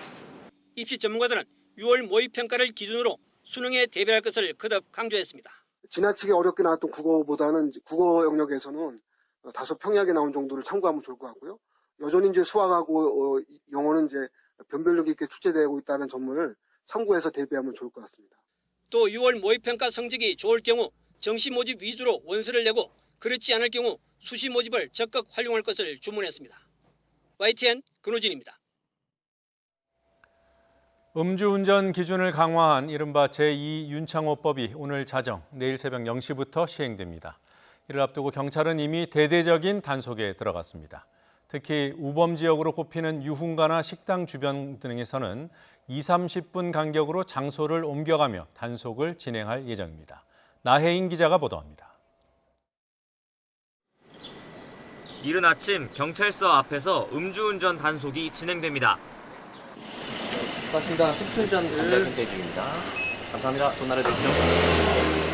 제2윤창호법으로 불리는 도로교통법 개정안 시행을 하루 앞두고 경찰 내부부터 분위기를 다잡겠다는 의미입니다. 25일부터 개정되는 음주 측정 기준이 바뀌지 않습니까? 사회적인 모범이 되는 경찰의 입장에서 선제적으로 캠페인을 통해서 면허 정지 기준이 0.03%로 강화되면서 이젠 소주 한두 잔만 마셔도 적발될 수 있습니다. 전날 늦은 시간까지 술을 마셨다면 이젠 아침 출근길도 안심할 수 없습니다. 단속 기준과 함께 처벌도 강화됩니다. 삼진아웃제 대신 두 번째 음주운전부터 바로 면허가 취소됩니다. 이에 따른 처벌도 징역형은 최고 3년에서 5년으로 벌금도 최고 2천만 원까지 2배로 오릅니다. 앞서 지난해 12월 제1윤창호법이 시행되면서 음주 사망사고를 낸 사람은 최고 무기징역까지 처벌받게 됐습니다. 그리고 5달, 일단 음주 교통사고 사망자 수는 지난해 같은 기간보다 32% 줄었지만 여전히 심각한 수준입니다. 약 5월 말 기준으로 해서 음주운전 사망자가 약 100여 명에 이를 정도로 음주운전은 중대한 범죄입니다. 술 한 잔만 먹더라도 절대 운전대를 잡지 않는 문화를 이뤄야 되겠습니다. 2달간의 특별 단속을 선언한 경찰은 우선 밤 10시부터 새벽 4시까지 집중 단속을 벌입니다. 특히 유흥가나 식당 주변에선 20-30분 간격으로 장소를 옮겨가며 단속하고 이면도로에서도 단속을 진행합니다. 검찰도 만취한 운전자가 큰 사고를 내면 원칙적으로 구속 수사하고 사망사고를 낸 음주운전자는 무기징역까지 구형할 수 있는 새 기준을 마련했습니다. YTN 나혜인입니다. 자유한국당을 제외한 여야 4당은 오늘 본회의를 열어 추가 경정 예산안에 대한 이낙연 국무총리의 시정연설을 듣기로 했습니다. 잠시 뒤 오후 3시에 문희상 국회의장과 여야 교섭단체 3당 원내대표가 만나 최후의 담판을 짓습니다. 취재기자 연결합니다. 조은지 기자. 네, 국회입니다. 네, 평행선을 달리던 원내대표끼리 곧 마주 앉습니다. 이견을 좁힐 수 있을까요? 네, 분위기는 무르익었습니다. 오전에 문희상 의장과 민주당 이인영, 바른미래 오신환 원내대표가 만나 국회 정상화 방안을 논의해 이견을 좁혔고 합의문 단계까지 조율됐다는 말도 솔솔 나오고 있습니다. 잠시 뒤 오후 3시에는 한국당 나경원 원내대표까지 참석하는 회동이 열리는데 패스트트랙 법안에 대한 합의 정신 존중, 또 경제 원탁회의 개최 등을 놓고 극적으로 합의가 이루어질지 관심입니다. 문희상 국회의장은 일단 합의 여부와 상관없이 오후 5시에 무조건 이낙연 국무총리의 시정연설을 듣기로 했고 여야 3당 모두 5시 본회의 전에 의원총회를 잡아놨습니다. 추경안이 국회에 묶인 지 벌써 62일째인데 여야의 강대강 대치는 그대로입니다.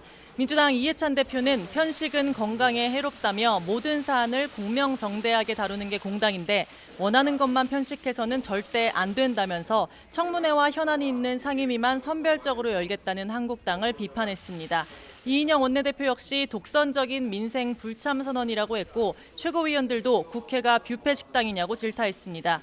한국당 황교안 대표는 북한 선박이 동해를 57시간이나 누비고 다녀도 아무도 모르는 국방 해체의 지경이라면서 문재인 대통령은 대한민국 파괴 행위를 즉각 중단하라고 정부 여당에 날을 세웠습니다. 나경원 원내대표 역시 동해 삼척항을 찾아 우리 안보에 구멍이 뻥 뚫린 것을 알 수 있었다며 안보 해체에 이어 은폐와 조작까지 드러난 만큼 국정조사를 추진하겠다고 강조했습니다. 중재자인 바른미래당 오신환 원내대표는 민주당은 적극적인 유인책이 없고 한국당은 선별적인 참여를 밝혀 점점 좋지 않은 상황으로 간다면서 양당의 뼈저린 각성을 촉구했습니다. 곧 시작할 여야 3당 원내대표의 회동 장면 YTN이 생중계로 전해드리겠습니다. 지금까지 국회에서 YTN 조은지입니다. 양현석 전 YG 엔터테인먼트 대표의 성접대 의혹 내사에 나선 경찰이 가수 싸이를 불러 조사했습니다. 서울지방경찰청 광역수사대는 지난 16일 오후 싸이를 참고인 신분으로 불러 조사했다고 밝혔습니다. 앞서 양 전 대표는 지난 2014년 7월 외국인 투자자들에게 성접대를 한 의혹을 받는데 싸이도 이 자리에 참석한 것으로 알려졌습니다. 경찰 관계자는 성관계 여부 등 정식 수사로 전환할 만한 단서는 아직 찾지 못했지만 이르면 다음 주쯤 양 전 대표를 불러 조사할 방침이라고 설명했습니다. 이 밖에 경찰은 성접대와 횡령 등 혐의를 받는 가수 승리와 유인석 전 유리홀딩스 대표 등을 내일 기소 의견으로 검찰에 넘깁니다. 후원금 사기와 명예훼손 의혹에 휘말린 배우 윤지호 씨가 경찰의 수사 협조 의사를 밝혔습니다. 서울지방경찰청은 오늘 정례간담회에서 지난 21일 윤 씨가 사이버 수사대장에게 직접 전화를 걸어 변호인을 선임해 수사에 협조하겠다는 취지로 설명했다고 밝혔습니다.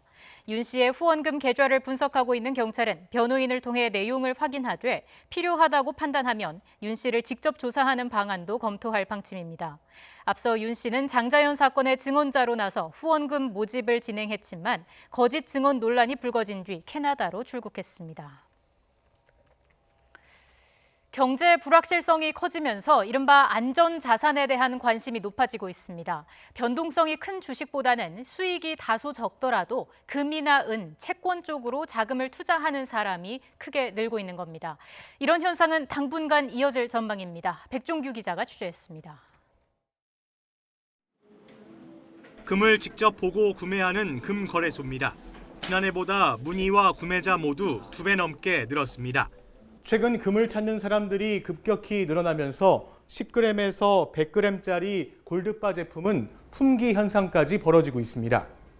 올해 들어 3월까지 이 업체를 통해 한 달 평균 90kg의 금이 금융권에 유통됐지만 지난달에는 무려 350kg이나 됩니다. 저희 가맹점에 내방하시거나 온라인몰 등에 통해서 사가시는 분들이 그만큼 4배 정도 늘어났다라고 볼 수가 있겠고요. 금값도 한국거래소 KRX 금시장이 개장한 지난 2014년 3월 이후 가장 높은 수준입니다. 이 때문에 국내 12개 금 펀드의 최근 한 달 수익률은 국내외 주식형 펀드보다 높았습니다. 금과 함께 은 인기도 높아져 이미 올해 판매량이 지난해 전체 판매량을 크게 넘어섰습니다. 금리는 비교적 낮지만 안정적인 수익을 낼 수 있는 국채와 회사채 등 채권에 투자하는 채권형 펀드에도 자금이 몰리고 있습니다. 채권형 펀드 설정액은 지난해 말 사상 최대를 기록한 이후 이번 달에도 최고가 경신을 이어가고 있습니다. 미중 무역 분쟁 등에 따른 세계 경기 둔화와 국내 경제 불확실성이 이런 안전자산 쏠림 현상으로 나타나고 있다는 분석입니다. 안전자산으로 자산이 쏠리는 현상이 나타나고 있는데요. 이런 형태로 자산이 묶이게 되면 전반적인 경제의 활력이 떨어지면서 장기적인 경제 성장에 어려움이 있을 것으로 생각됩니다. 따라서 경기 회복이 더디게 진행되거나 미중 무역 분쟁이 접점을 찾지 못하면 안전자산 선호 현상은 최소한 올해 말까지 이어질 것이라는 전망이 나옵니다. YTN 백종규입니다. 정부가 쪽방이나 고시원, 비닐하우스 등 비주택 거주자 등에 지원하는 공공임대주택 우선 입주 사업을 아동 빈곤 가구와 미혼모 등으로 확대합니다. 국토교통부는 이런 내용을 담은 주거 취약계층 주거 지원 사업 업무 처리 지침 개정안을 행정 예고한다고 밝혔습니다. 개정안을 보면 최저 주거 기준에 미달하는 가구 가운데 아동과 함께 단칸방에 거주하는 경우에도 공공임대주택 우선 지원 대상에 포함됩니다. 또 가정폭력 피해자와 출산 예정 미혼모 등 긴급한 주거 지원이 필요한 경우에도 공공임대주택 우선 지원이 가능하도록 했습니다. 최근 우리나라 사람들은 평균 43살에 자기 집을 처음 장만하는 것으로 나타났습니다. 국토연구원의 2018년도 주거 실태조사 최종 연구 보고서를 보면 최근 4년 동안 생애 첫 집을 마련한 가구주의 평균 연령은 43.3세로 집계됐습니다. 지난 2017년 조사 때보다 0.3세, 지난 2016년과 비교하면 1.4세 높아진 것입니다. 주택 구매 당시 주택 가격에서 금융기관 대출금이 차지하는 비중은 평균 37.8%로 특히 신혼부부의 경우 집값의 43%를 금융기관에 빚지고 있는 것으로 파악됐습니다. 북한 소형 목선이 삼척항에 들어왔던 지난 15일 오전 합동참모본부 지하 벙커에서 군 수뇌부 대책회의가 열렸던 것으로 확인됐습니다. 최연수 국방부 대변인은 정례 브리핑에서 이같이 말했습니다. 또 이날 회의가 우리 군의 경계태세에 문제가 있었다는 인식에서 한 것으로 볼 수 있냐는 질문에 전반적인 상황을 다 봐야 하는 부분인 만큼 인식이 충분히 있었다고 볼 수 있다고 말했습니다. 당시 회의에는 정경도 국방부 장관과 박한기 합참의장 등 군 수뇌부 대부분이 참석한 것으로 알려졌습니다. 최근 난민 심사 과정에서 관련 서류가 무더기로 허위 기재된 사건이 드러나면서 이른바 졸속 심사 논란이 컸습니다. 실제 난민 심사를 기다리는 외국인은 2만 명이 넘는데도 심사 공무원은 65명에 불과해 제도 개선이 시급한 상황입니다. 차유정 기자가 보도합니다. 난민 심사를 받으면서 억울함을 겪은 외국인들이 모였습니다. 이들이 공개한 면접 진술 서류는 사실과 다른 이들에게 불리한 내용으로 꾸며졌습니다. 면접은 시종일관 강압적이었고 심사관들은 준비한 자료조차 받아주지 않았습니다. And I was told by the officer that I have to answer shortly, and she stopped me many times and to not answer in details. I asked again to submit documents, but the officer said they don't need it. 우리나라 난민 심사 제도를 뜯어보면 허술하기 짝이 없습니다. 담당 공무원 수는 턱없이 부족합니다. 현재 심사 담당 공무원은 65명인데 심사 대기자는 21,500명이 넘습니다. 공무원 한 명이 평균 330명을 맡고 있어서 심도 있는 심사를 기대하기 어렵다는 지적입니다. 업무는 과중한데 그 공무원 수가 적다 보니까 행정 서비스의 질이 떨어질 수밖에 없겠죠. 아니면 민원인들이 시간을 한참 기다려야 되는 사안이 발생하고요. 전문성 역시 떨어집니다. 난민 심사는 신청인 나라의 사회적 상황을 이해하고 미래의 박해 위험도 판단해야 합니다. 하지만 잦은 순환 보직 탓에 전문성을 갖추기 어렵고 관련 교육도 일회성에 그치고 있습니다. 이중 전공의 학부생이 이제 통역의 난민 전문 통역인의 네, 청와대가 이번 주말 트럼프 미국 대통령의 방한 일정을 구체적으로 발표합니다. 청와대 연결하겠습니다. 6월 29일부터 30일까지 1박 2일간 한국을 공식 방문할 예정입니다. 이번 방문은 지난 4월 워싱턴 한미 정상회담 시 문재인 대통령의 초청에 따른 것으로서 양 정상은 4월 회담 이후 약 80일 만에 정상회담이자 2017년 6월 첫 만남 이후 약 2년 만에 8번째 정상회담을 갖게 되는 것입니다. 트럼프 대통령은 6월 29일 오후 한국에 도착할 예정입니다. 다음 날인 6월 30일 청와대에서 정상회담을 갖고 한미동맹을 더욱 공고히 하면서 한반도의 완전한 비핵화를 통한 항구적 평화 구축을 위한 양국 간의 긴밀한 공조 방안에 관해 심도 있는 논의를 갖게 될 것입니다. 트럼프 대통령은 6월 30일 오후 오산 공군기지에서 워싱턴으로 떠날 예정입니다. 트럼프 대통령의 상세 일정에 대해서는 한미 간 협의가 계속 진행 중이며 구체 사항이 정해지면 또 알려드리도록 하겠습니다. 네, 영상 취재 사진치는 여기까지 하도록 하겠습니다. 네, 한 번 더 들어볼 수 있을까요? 그 고민정 대변인의 발표 내용 제가 잠시 정리해 보겠습니다. 6월 29일 오후에 일본 오사카 G 정상회담에 참석했던 트럼프 대통령이 한국으로 방문을 하고 29일 오후에 방문을 해서 30일 오후 오산 공군기지에서 워싱턴으로 출발합니다.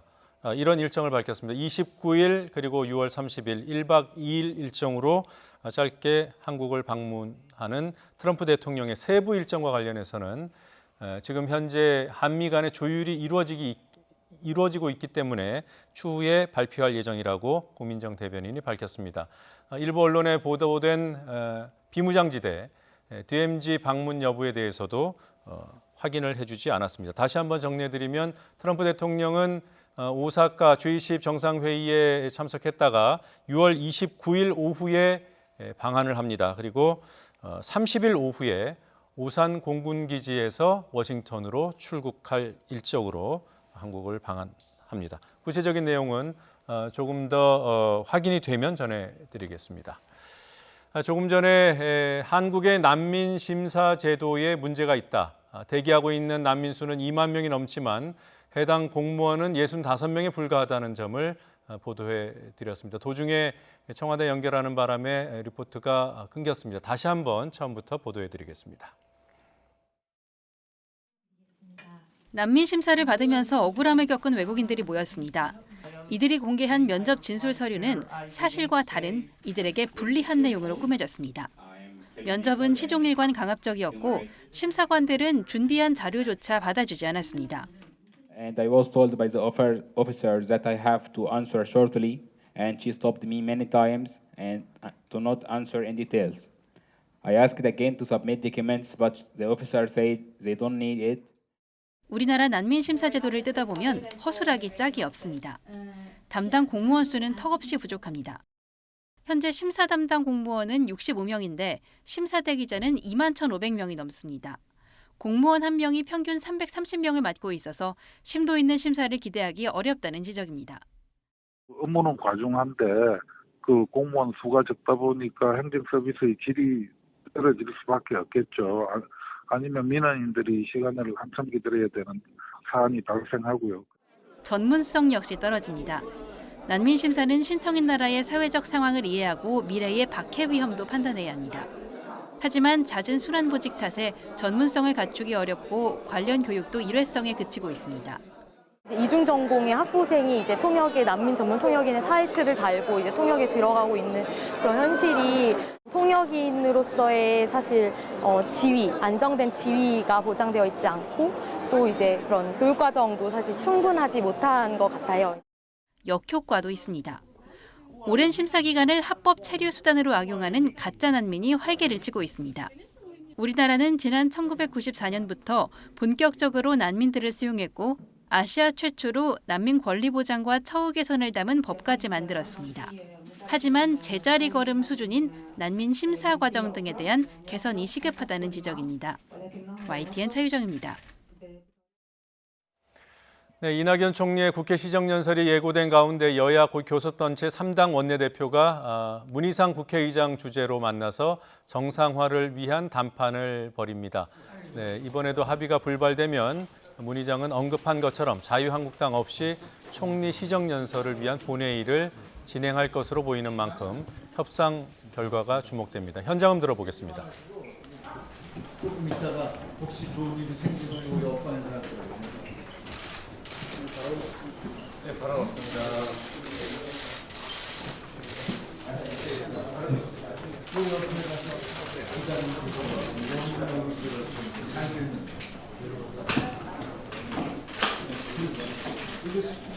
스케치만 네, 스케치다.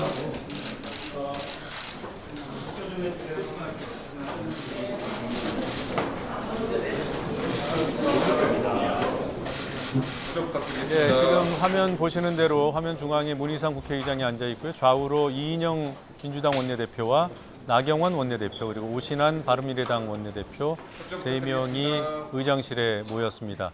당초 오늘 오전 3당 교섭단체 원내대표가 회동할 예정이었습니다만 나경원 원내가 북한 어선이 정박했던 삼척항을 다녀오는 일정 때문에 오전에는 이인영 원내대표와 오신환 원내대표만 회동을 했고요. 문희상 국회의장이 오후에 한 번 더 만나자는 제안을 해서 지금 이 시각 지금 국회의장실에서 3당 교섭단체 원내대표가 회동을 하고 있습니다. 오후 5시에 본회의가 열릴 것으로 예고돼 있기 때문에 이 자리에서 극적인 합의가 이루어지지 않으면 여야 합의가 안 된 채로 한국당이 불참한 채로 이낙연 국무총리의 추경 관련 시정연설이 진행될지 여부가 결정될 것으로 보입니다. 네, 조금 전 난민과 관련된 소식 전해드렸죠. 네, 이어서 한 가지 소식 더 전해드리겠습니다. 우리나라의 난민 인정률은 세계 꼴찌 수준입니다. 하지만 더 높은 문턱은 난민에 대한 부정적인 인식, 바로 마음의 장벽일 수도 있습니다. 부장원 기자가 보도합니다. 지난해 예멘인 561명이 제주도에 입국하면서 난민 문제는 삽시간에 뜨거운 논쟁거리가 됐습니다. 난민 수용에 반대하는 청와대 국민청원글에는 71만 5천 명이 동의했고 광장은 찬성과 반대의 두 물결로 나뉘었습니다. 난민 혐오 반대한다! 반대한다! 반대한다! 국민이 멈춰라! 불법체류자 추방하라! 편견과 우려는 여전합니다. 문화적 차이에 따른 충돌이나 범죄 가능성, 국가 경제의 부담 등 이유는 다양합니다. 일자리 문제라든가 그런 거는 좀 제도적으로 좀 안정적으로 갖춰진 후에 좀 받아들여야지 무작정 받아들일 수는 없는 거잖아요. 충분히 불안함을 느끼실 수 있다고 생각을 해요. 그리고 테러가 있을 수 있다라는 확률이 아예 없지는 않다고 생각하거든요. 이미 상당수 난민이 우리 사회의 일부로 자리 잡고 있습니다. 지난 1994년 이후 난민으로 인정받은 외국인은 956명, 인도적 체류 허가자까지 합치면 3,000명이 넘습니다. 이미 우리 곁에 있는 분들이기 때문에 어떻게 같이 잘 공존하고 살아갈 것인가, 어떻게 서로 좀 무거운 존재로 받아들이지 않고 즐겁고 우리 재미있게 사람들과 어울려 살 수 있을 것인가를. 인식의 변화와 제도적 보완이 필요한 시점이지만 난민들에게 대한민국의 문호는 좁기만 합니다. 지난해 우리나라의 난민 인정 비율은 3.7%로 세계 평균인 38%에 크게 밑돌고 있습니다. YTN 부장원입니다. 트럼프 대통령이 김정은 위원장의 친서에 답신을 보내면서 북미 간 친서 외교가 실질적인 성과로 이어질지 기대를 모으고 있습니다. 그리고 조금 전 청와대가 공식 발표한 대로 트럼프 대통령은 29일과 30일 한국을 방문합니다. 트럼프 대통령은 비무장지대를 찾을 것이라는 보도가 나오고 있고요. 취재기자 연결해서 자세한 내용 알아보도록 하겠습니다. 한연희 기자. 네, 외교부입니다. 네, 먼저 친서 관련 소식부터 알아보죠. 트럼프 대통령의 답신을 받은 김정은 위원장 반응도 긍정적이었다고 하더군요. 어떤 반응이었습니까? 네, 그렇습니다. 지난 11일 트럼프 대통령이 김정은 위원장에게 아름다운 편지를 받았다고 밝혔었는데요. 트럼프 대통령이 그 친서에 대한 답신을 보낸 겁니다. 조선중앙통신은 어제 오전 트럼프 대통령이 김정은 위원장에게 친서를 보내왔고 김 위원장이 이에 대해 훌륭한 내용이 담겨 있다며 만족을 표시했다고 전했습니다. 또 트럼프 대통령의 정치적 판단 능력과 남다른 용기에 사의를 표한다. 흥미로운 내용을 심중히, 그러니까 깊고 중요하게 생각해 볼 것이라고 말했다고도 밝혔습니다. 그러면서 김 위원장이 진지한 표정으로 트럼프 대통령의 친서를 읽는 사진도 공개했지만 친서를 보내온 시점과 구체적인 내용은 언급하지 않았습니다. 자, 일단 트럼프 대통령의 친서가 공개된 시점이 시진핑 주석의 방북 직후라는 점, 이 부분도 주목할 부분인가요? 네, 그렇습니다. 시진핑 중국 국가주석이 지난주 목요일과 금요일 1박 2일에 걸쳐 북한을 방문했습니다. 중국 지도자로는 14년 만의 일인데다가 북미 비핵화 협상이 교착 상태라는 점, 또 중국과 미국이 무역 분쟁 중인 민감한 상황에서의 방문이라는 점 때문에 관심이 높았습니다. 이후 북한과 중국 모두 대대적으로 보도를 이어가고 있는데 그런 와중에 김정은 위원장이 트럼프 대통령의 친서를 받았다고 공개하는 겁니다. 북중 정상회담이 끝나자마자 북한이 트럼프 대통령의 친서를 공개한 것은 빨리 대화 국면으로 가고 싶다는 의지를 드러낸 것이라는 평가입니다. 물론 시진핑 방북에 이은 트럼프 친서로 김정은 위원장의 외교력을 주민들에게 과시하려는 것이란 평가도 있습니다. 자, 우리 정부는 어떤 입장입니까? 네, 청와대는 트럼프 미 대통령이 김정은 위원장에게 보낸 친서에 대해서 인지하고 있었다고 밝혔습니다. 북한 매체의 공개 이전에 한미 간 소통을 통해서 알고 있었다 이런 뜻인데요.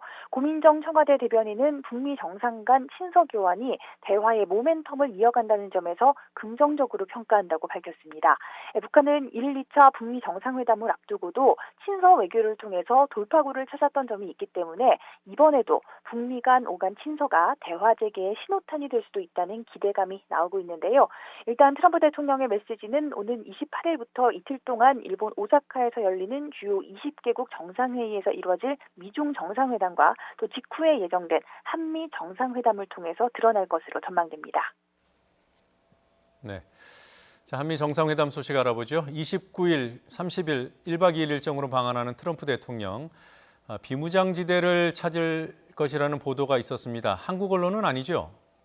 네, 일단은 일본 언론 보도인데요. 일본 아사히 신문은 한국과 미국 정부 관계자를 인용해서 트럼프 대통령이 이번 주 우리나라를 방문할 때 비무장지대 DMZ를 시찰하는 일정이 논의되고 있다고 보도했습니다. 또 현장에서 연설도 할 예정이라고 전했는데요.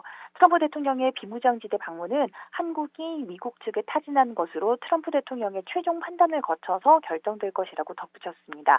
그러면서 트럼프 대통령이 오는 30일 청와대에서 문재인 대통령과 회담을 한 뒤에 헬기를 타고 DMZ로 향할 것이라고 예상했습니다. 자, 실제로 방문할 가능성이 좀 있습니까? 트럼프 대통령은 앞서 지난 2017년 11월 우리나라를 방문했을 때도 문재인 대통령과 비무장지대를 방문하려다가 헬기 이륙에 기상 조건이 좋지 않아서 취소한 적이 있습니다. 짙은 안개 때문이었는데요. 일단 조금 전 속보로 들으신 것처럼 트럼프 대통령은 29일 오후에 한국에 도착해서 30일 청와대에서 문재인 대통령과 정상회담을 가질 예정입니다. 세부 일정에 대해서는 협의가 계속 진행 중이고 또 구체적인 사항이 정해지면 발표하겠다고 했는데 아직까지는 이게 우리 정부의 공식적인 입장입니다. 트럼프 대통령이 도착하기에 앞서서 스티븐 비건 대북정책 특별대표가 방한할 것으로 알려졌는데요. 북중 정상회담과 친서 외교 등 이 비핵화 협상과 관련해서 최근 새로운 상황이 계속 이어지고 있는 만큼 북한과 실무 협상을 주도하는 비건 대표가 어떤 행보를 보일지 더욱 주목됩니다. 지금까지 외교부에서 YTN 한현입니다.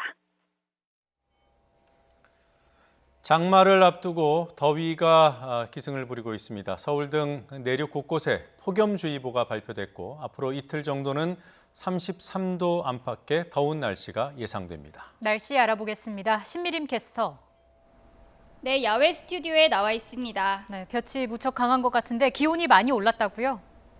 네, 맑은 하늘에 강한 일사가 더해지면서 기온이 쑥쑥 오르고 있습니다. 서울에도 한 달 만에 다시 폭염주의보가 내려진 가운데 30도를 웃도는 무더위가 기승을 부리고 있는데요. 현재 서울 기온 30.9도까지 올라 있고요. 내일은 서울 기온이 32도까지 높아지겠습니다. 점점 더 심해지는 더위에 지치지 않도록 건강관리에도 신경 써주시기 바랍니다. 경기도 광주와 가평에 이어서 서울 등 수도권과 강원 영서, 경북 내륙 곳곳으로는 폭염주의보가 내려졌는데요. 이 지역을 중심으로 33도 안팎의 더위가 맹위를 떨치고 있습니다. 현재 비공식 기록으로 경기 광주 퇴촌면의 기온이 33.4도로 가장 높고요.